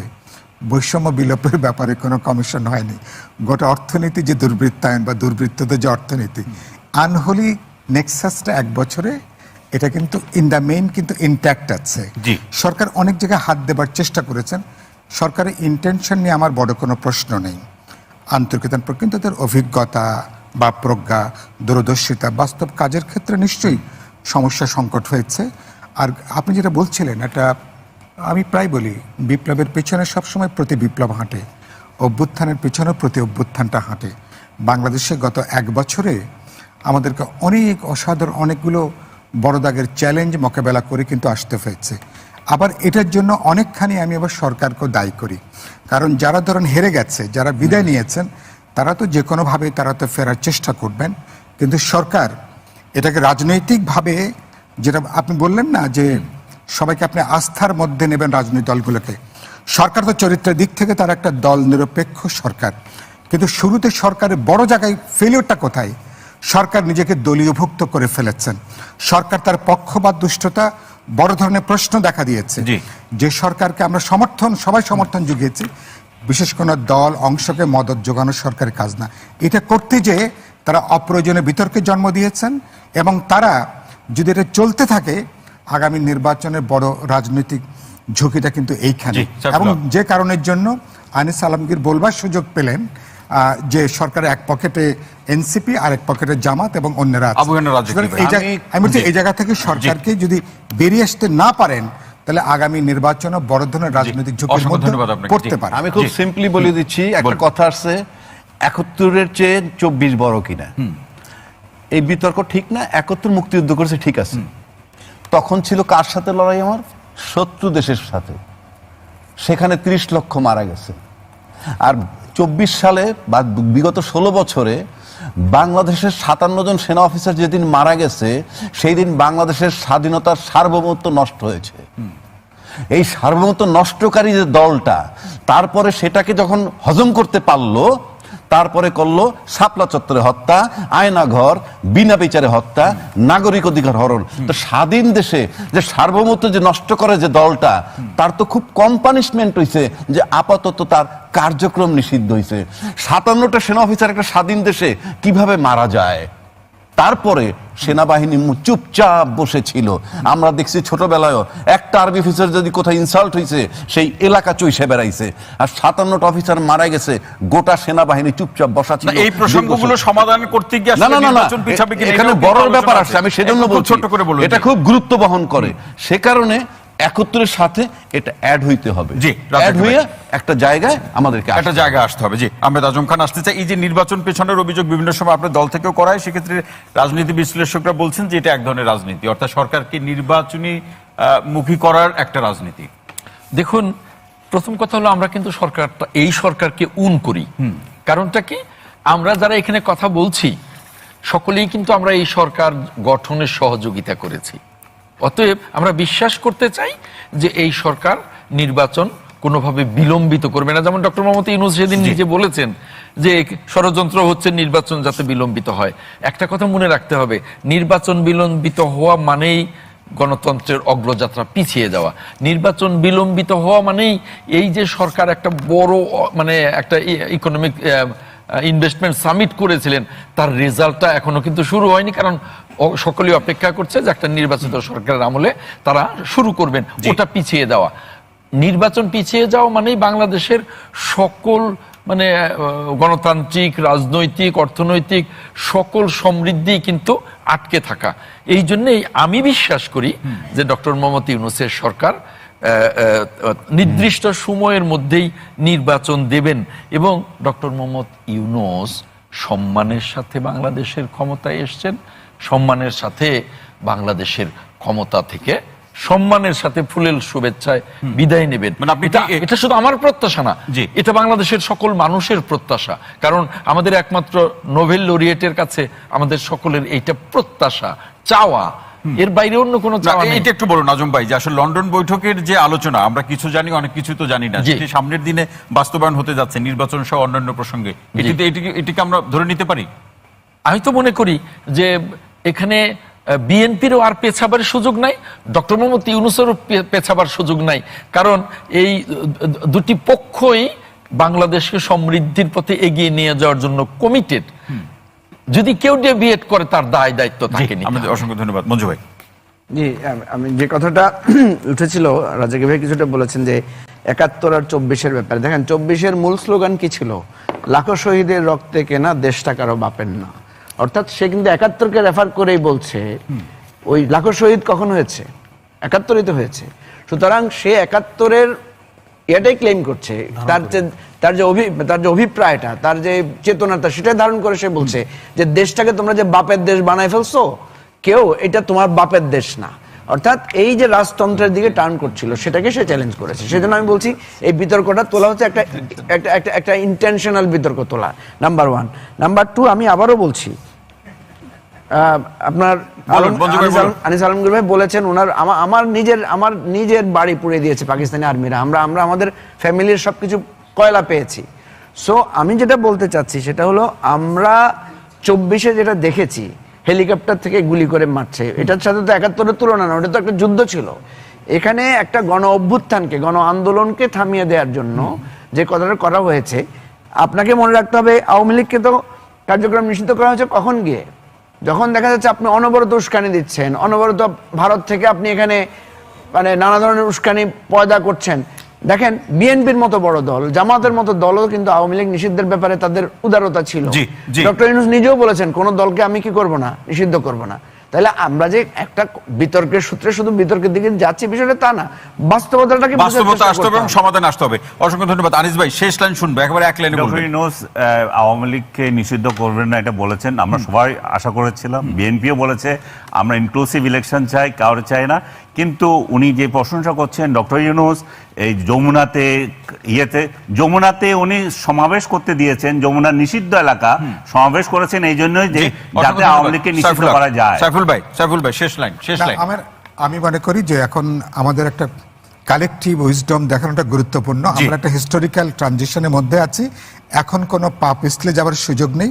চলেন সবাই মিলে আমরা বিচার সংস্কার এবং অসংখ্য ধন্যবাদ নির্বাচনের সাইফুল মধ্যে হক। দিয়ে ফয়েজ আহমেদ, গণতান্ত্রিক ফয়েজ অভিযাত্রা ভাই, যাত্রা করি। শেষ লাইন খুব ছোট করে ভাই। জি, একদম পরিষ্কার যেটা সাইফুল ভাই যেটা বললেন, আসলে আমরা আলোচনায় অনিশ্চয়তা এই শব্দগুলি রাখতে পছন্দ করি, এটা খুব মানুষ মনে হয় আলোচনা শুনতে পছন্দ করে, কিন্তু আমি বা আমাদের পলিটিক্যাল পার্টিগুলি নিশ্চিত করে বলি নির্বাচন নিয়ে কোনো অনিশ্চয়তা নেই। জি, রাজাকে ভাই।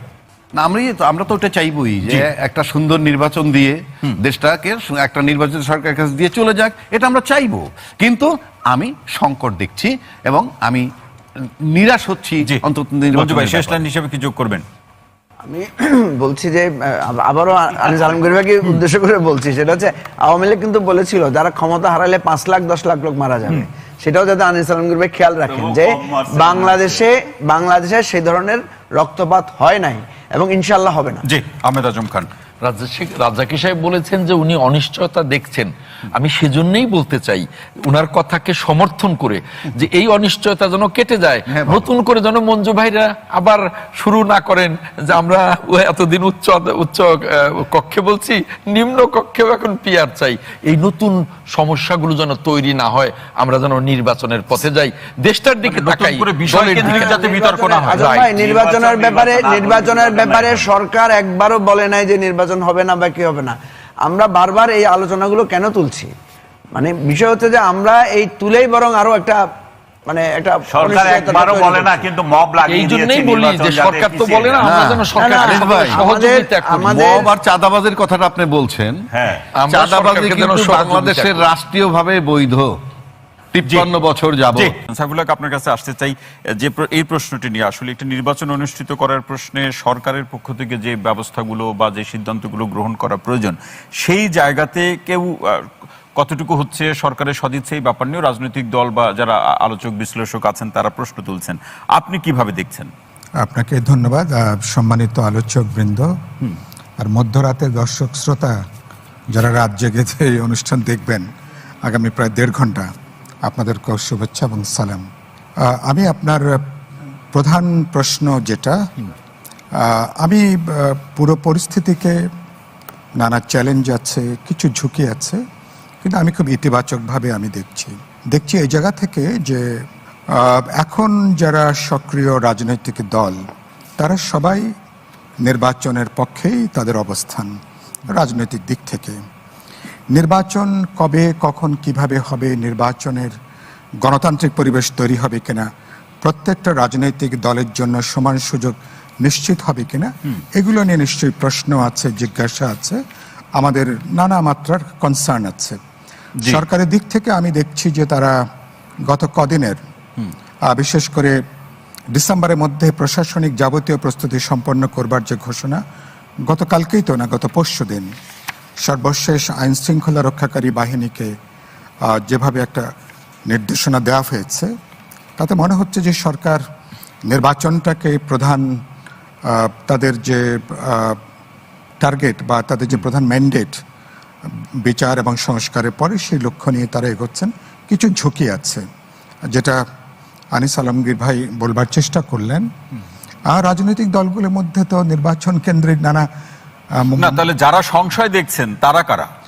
সংশয় যারা দেখছেন, তো সংশয়বাদীটা ভালো, ওইটা মার্কসের খুব বিখ্যাত একটা কথা আছে, কার্ল মার্কসের, যে সকল ব্যাপারে সংশয়ী হও, মানে যে কোনো প্রশ্নকে তুমি ক্রিটিক্যালি তুমি দেখো। তো ক্রিটিক্যালি দেখার মধ্যে সেটি বুদ্ধিবৃত্তিক চর্চার ক্ষেত্রে বেশি না না না গুরুত্বপূর্ণ। বুদ্ধিবৃত্তিক, এমনকি বুদ্ধিবৃত্তি তো মানুষের রাজনৈতিক সামাজিক জীবনেরই তার সঙ্গে যুক্ত ঘটনা। তো আপনি সমাজবিজ্ঞানের শিক্ষক হিসাবে নিশ্চয় আপনি এটা জানেন। ফলে এটা হচ্ছে এটা অতিরিক্ত সতর্কতা। আমরাও তো প্রতিনিয়ত বলছি জি। সে জায়গা থেকে দলগুলোর মধ্যে কিছু বিরোধ আছে, বৈরিতা আছে, প্রতিযোগিতা আছে। আমরা চেষ্টা করছি এই বৈরিতা যেন একটা শত্রুতামূলক পর্যায়ে একটা সহিংসতার জায়গা যেন না যায়। আর গুরুত্বপূর্ণ হচ্ছে আমি মনে করি সরকারের পলিটিক্যাল উইজডম, যেটা সবচেয়ে গুরুত্বপূর্ণ প্রশ্ন। সরকারের যদি পলিটিক্যাল উইজডম, তারা যদি ক্লিয়ারলি বলতে পারেন ইয়েস আমরা বিচারটা আমরা দৃশ্যমান করছি, সংস্কারে আগামীকালকের মধ্যে আমরা চেষ্টা করছি আলাপ আলোচনা গুটিয়ে আনার জন্য। 5ই আগস্টের আগে আমাদের অভ্যুত্থান বার্ষিকীর যেদিন হবে তার আগেই আমরা এটাকে সম্পন্ন করতে চাই। বাকি থাকে নির্বাচনের প্রশ্ন। সেদিক থেকে সকল রাজনৈতিক দলকে, জনগণকে আস্থায় নিতে পারলে আমি মনে করি আমাদের যে লক্ষ্য যেটা আছে ফেব্রুয়ারি, দেখলাম কেউ মানে আজকে নির্বাচন বলছেন- নিয়ে তখন এই প্রশ্নবোধক আর থাকবে না। অনেক প্রশ্ন থাকবে। আচ্ছা। সরকারের যেটা বললাম এই প্রশ্নগুলি রিজলভ করা, এটাকে অতিক্রম করে যাওয়াটাই তো পলিটিক্যাল উইজডম, জি। সেটাই সরকারের কাজ। সেটাই সরকারের এবং কাজ। সেদিক থেকে সমস্ত স্টেক হোল্ডার সবাইকে আস্থার মধ্যে নিয়ে সরকারকে জি, চলতে হবে। সাইফুল্লাহকে আপনাকে অসংখ্য ধন্যবাদ। মুজিবুর রহমান মঞ্জু ভাই, আসতে চাই। এরকম একটি অভিযোগ আছে, আমি কোনো দলকে ছোট বড় বলছি না, বাট আলোচনার স্বার্থে যারা বিশ্লেষক তারাই বলেন যে ছোট দলগুলো এমন প্রসঙ্গগুলো তুলছে যে প্রসঙ্গগুলোতে বড় দলগুলো একমত হবে না, মেনে নেবে না, মতের পার্থক্য হবে এবং সেটি একটা পর্যায়ে সংঘাত, সহিংসতা সৃষ্টি করতে পারে। এরকম কিছু নজিরও আমরা দেখছি। এখন ছোট দলগুলো চায় তার জিতে আসা বা সংসদে থাকা নিশ্চয়তা। এই প্রশ্নেও নাকি নির্বাচন বিলম্বিত হওয়া প্রয়োজন, এরকম একটা অভিযোগ আছে। কি বলবেন এই অভিযোগে? বিলম্বিত হলে তার নিশ্চয়তাটা কিভাবে পাবে বলছে, মানে এটা এর জন্যই শুনতে একটা চাই বিষয় আপনার হচ্ছে কাছে। যে যেহেতু বাক স্বাধীনতার দ্বার ব্যাপকভাবে উন্মোচিত হয়েছে, যে যা কথা বলতেই পারে, সেটা কথা যেটা বলছে সেটা যৌক্তিক কিনা সেটা হচ্ছে প্রসঙ্গ। দেখেন, আমি গত পরশুদিন ঐকমত্য কমিশনে একটা প্রস্তাব দিয়েছিলাম জি। যে এই যে এত আলোচনা আমরা করছি, এত একবার কাছাকাছি যাচ্ছি আবার মিলছে না, বিভিন্ন জিনিস হচ্ছে, এটা ফয়েজ যেটা বলেছেন যে এটা কিন্তু অসাধারণ একটা ডায়ালগ হচ্ছে সেখানে, এক ধরনের exchange of views, exchange of debate, নানা ধরনের ইয়ে হচ্ছে এবং এটা সত্যিকার অর্থে একটা হিস্ট্রিক্যাল ইভেন্ট আকারেই একটা একসময় হয়তো মর্যাদা পাবে। তো আমি সেখানে একটা প্রস্তাব দিয়েছিলাম যে একটা দাবি যদি আমরা একমত হতে পারি, বিএনপিকে আমি উদ্দেশ্য করে বলেছিলাম যে বিএনপি যদি একটা সংস্কারে একমত হয় তাহলে অনেক সংস্কার আর এখানে আলোচনার দরকার নাই। কি সেটি? আমি বলেছিলাম যে লোয়ার হাউসে যদি পিআরটা বিএনপি এগ্রি করে ফেলে, ঠিক আছে, তাহলে আর বাকি সব সংস্কারের ব্যাপারে দেখা যাবে যে খুব বেশি মানে বক্তব্য থাকবে না। কেন বলেছিলাম সেটা এই জন্যই বলেছিলাম যে দেখেন, আমাদের পার্লামেন্ট কখনোই কার্যকর ছিল না। আমরা যদি দেখি বিগত 16 বছর বা 15 বছর পার্লামেন্ট কার্যকর ছিল না। এর আগেও যখন দেখা গেছে যে কেয়ারটেকার সরকার সময় আন্দোলন মানে নির্বাচন হয়েছে, সেখানে দেখা গেছে সূক্ষ্ম কারচুপি বা নানা কথা তুলে দেখা গেছে বিরোধী দল ওয়াকআউট করেছে বা অনেক সময় পার্লামেন্ট আর যায় নাই। আমাদের রাজনীতিটা যদি পার্লামেন্টে কেন্দ্রীভূত থাকতো তাহলে কিন্তু আমাদের এই যে রাজপথের আন্দোলনটা, রাজপথ ব্যারিকেড অবরোধের যে সংস্কৃতিটা আমাদের মধ্যে আছে, এটা কিন্তু আর বেশি থাকতো না। কারণ রাজনীতি পার্লামেন্ট থেকে রাজপথে আসার প্রয়োজন হতো। আমার এমনও মনে আছে যে আপনাদের অনেকেরই মনে থাকার কথা, সাইফুল ভাই, আজম খান ভাই, রাজ্জাকি ভাই, সবারই আমরা বয়সে তো এখানে ওনারা বেশি, আমরা হয়তো কিছুটা কাছাকাছি। আপনার তখন ওই যে এরশাদ আমলের পরে বা 91-এর পরে যখন পার্লামেন্ট হতো, আমরা বেশি পার্লামেন্ট টুকিটাকিটা দেখতাম যে পার্লামেন্টে কি হয়েছে, কে কাকে খোঁচা দিয়ে কি কথা বলেছে। ওইটা আমাদের কাছে খুব ইন্টারেস্টিং ইস্যু থাকতো, আমরা যারা ইয়ং ছিলাম আর কি। কারণ আমরা দেখতাম যে কিভাবে কে সুন্দর করে কথা বলছে, কে কার যুক্তিকে হারাচ্ছে। ঠিক আমাদের ঐকমত্য কমিশনে কিন্তু আমরা এটার কিছুটা মানে ফ্লেভার পাচ্ছি সেখানে কথা বলতে গিয়ে। আমি যেটা বলতে চাই সেটা হলো যে দেখেন, আমাদের এই যে রাজনৈতিক দলগুলো সবাই মিলে বসে রাষ্ট্রের নীতি কি হবে, রাষ্ট্রের আইন বিভাগ কিভাবে কাজ করবে, বিচার বিভাগ কিভাবে কাজ করবে, সিভিল সার্ভিস কমিশনে কিভাবে নিয়োগ হতে পারে, আমাদের নির্বাচন কমিশন কিভাবে, অতীতে কিন্তু কখনো এই ধরনের আলোচনা হয় নাই। ফলে অনেকেই অনেক কিছু জানতো না, অনেকে অনেক কিছু সেখান থেকে জানতে পারছে প্রতিদিন। ইভেন এই যে আমাদের রিপোর্টাররা যখন সাংবাদিকতা, আমি দেখি রিপোর্টাররা আমাদের চাইতে অনেক বেশি জানে, কারণ ওরা এগুলো শুনতে শুনতে তারা এটার সাথে ইনভলভ হয়েছে। তা মূল কথা আমি যেটা বলতে চাচ্ছি যে গণতন্ত্রকে যদি কার্যকর করতে হয় আপনাকে কোনো না কোনো ফর্মের ডায়লগটা লাগবে। তো সেই জন্য আমি ওই প্রস্তাবটা দিয়ে এটাই বোঝাতে চেয়েছিলাম যে আপনারা যদি পাওয়ার শেয়ারিং এর যে জায়গাটায়, এটা যদি মৌলিক জায়গায় করতে পারেন, তো পাওয়ার শেয়ারিং এর জায়গাতে কোনো ইমোরাল ইস্যু আর আসতেছে না। ভাগবাটোয়ারা, আমাদের দেশে তো এই ধরনের ভাগবাটোয়ারা হয়েছে, সিট ভাগাভাগি হয়েছে। এটাকে আপনি ইমোরাল জায়গায় নিয়ে মোরাল জায়গায় আনার সবচেয়ে সহজ প্রসেস হচ্ছে আপনি যদি পিআর সিস্টেমে ভোটটা দিয়ে দেন, যার যার নিয়ে সে পার্লামেন্টে গেল, কেউ 2 সিট নিয়ে গেল, কেউ 10 সিট নিয়ে গেল, কেউ 150 সিট নিয়ে গেল, আবার 250 জোট সিট করে তো ভাগাভাগি হয়েছে। পিআর এর কি অবস্থা হবে? ধন্যবাদ। আমরা আমি যেটা বলছি তখন হবে কি, এই যে আপনি এখানে এখন যে আলোচনাগুলো করতে পারছেন, তখন পার্লামেন্টে আলোচনাগুলো করতে পারতেন। তো এইটা মূল জায়গার কথা, যেটা সেখানে হচ্ছে সবাই যদি সবার স্বার্থকে দেখে তাহলে তো ঐক্যমত্যে পৌঁছানো যাবে না। আমরা যেটা চাচ্ছি যে স্বার্থ দেখেন, অসুবিধা নেই, কিন্তু কিছু ছাড় দেন, কিছু ছাড় দেন। জি, মুজিবুর রহমান মঞ্জু ভাই, অসংখ্য ধন্যবাদ। আমি আহমেদ আজম খান আপনার কাছে আসতে চাই যে বিএনপি যদি লোয়ার হাউসে পিআর পদ্ধতি মেনে নেয় তাহলে অনেক কিছুরই সমাধান হয়ে যাবে। এখন বিএনপি কেন মানছে না? বিএনপি যে বাস্তবতার কথা বলছে সেই বাস্তবতা একটু আপনার কাছ থেকে শুনতে চাই।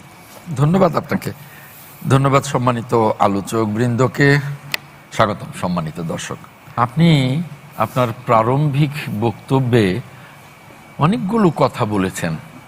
আমার কাছে মনে হয়েছে যে আমাদের যে 16.5 বছরের আন্দোলন, সেই 16 বছরের আন্দোলন ছিল একটি অবাধ এবং নিরপেক্ষ নির্বাচন, একটি নির্বাচিত পার্লামেন্ট, একটি নির্বাচিত সরকার, যেখানে সকল সুখ দুঃখের কথা আলোচনা হবে, সকল সমস্যার কথা আলোচনা হবে, সমাধান হবে। আর এখন দেখছি যে সেই আলোচনাটা এমনভাবে এত বিস্তারিতভাবে ঐক্যমত্যে কমিশনে হচ্ছে, আমার একজন সম্মানিত আলোচক বলছেন যে এটা একটা ঐতিহাসিক ঘটনা। তো এই যে পার্লামেন্টের বাইরেও এই যে ঐক্যমত্য কমিশন করে আলোচনা করাটা, এটা কিন্তু আমি মনে করি যে রাজনীতিতে অনেক বড় পরিবর্তন, এবং সেটা গুণগত পরিবর্তন। তো সেই গুণগত পরিবর্তনটা এসছে বলেই কিন্তু এখন রাজনৈতিক নেতারা, ছোট বড় সকল দলের নেতারা রাজনৈতিক ঐক্যমত্য কমিশনে তাদের অপিনিয়নটা দিতে পারছেন। এটাকে আমি একদিক থেকে খুবই ইতিবাচক মনে করি। কিন্তু বিএনপিকে পিআর পদ্ধতি মেনে নিতে বলছে মানে মেনে নিলে অনেক সমস্যার সমাধান হয়ে যাবে। আরেক দিক থেকে আমি মনে করি যে যারা এখানে বসে কথা বলছেন তাদেরকেও ইতিবাচক হতে হবে। অর্থাৎ এই যে সরকারের উদ্যোগটা ঐক্যমত্য কমিশন করা, ঐক্যমত্য কমিশনে মোটামুটি আন্দোলনরত সকল রাজনৈতিক দলকে একত্রিত করা, এটা যেমন ইতিবাচক, ঠিক তেমনি যে রাজনৈতিক দলগুলো আমরা বসে আগামী দিনের একটা সমৃদ্ধ বাংলাদেশ গড়বার জন্য একটা ক্ষেত্র প্রস্তুত করতে চাই, তাদেরকেও কিন্তু ইতিবাচক হতে হবে। যেমন আপনি পিআর পদ্ধতির কথা বললেন, একটা বিষয় কিন্তু ঐক্যমত্য কমিশনে আমি যাই না, আমি দলের ভাইস চেয়ারম্যান, ঐক্যমত্য কমিশনে আমাদের স্থায়ী কমিটির সদস্য জনাব সালাউদ্দিন আহমেদের নেতৃত্বে 3 সদস্যের একটা কমিটি যায়, আমাদের সেখানে যাওয়া পড়ে না।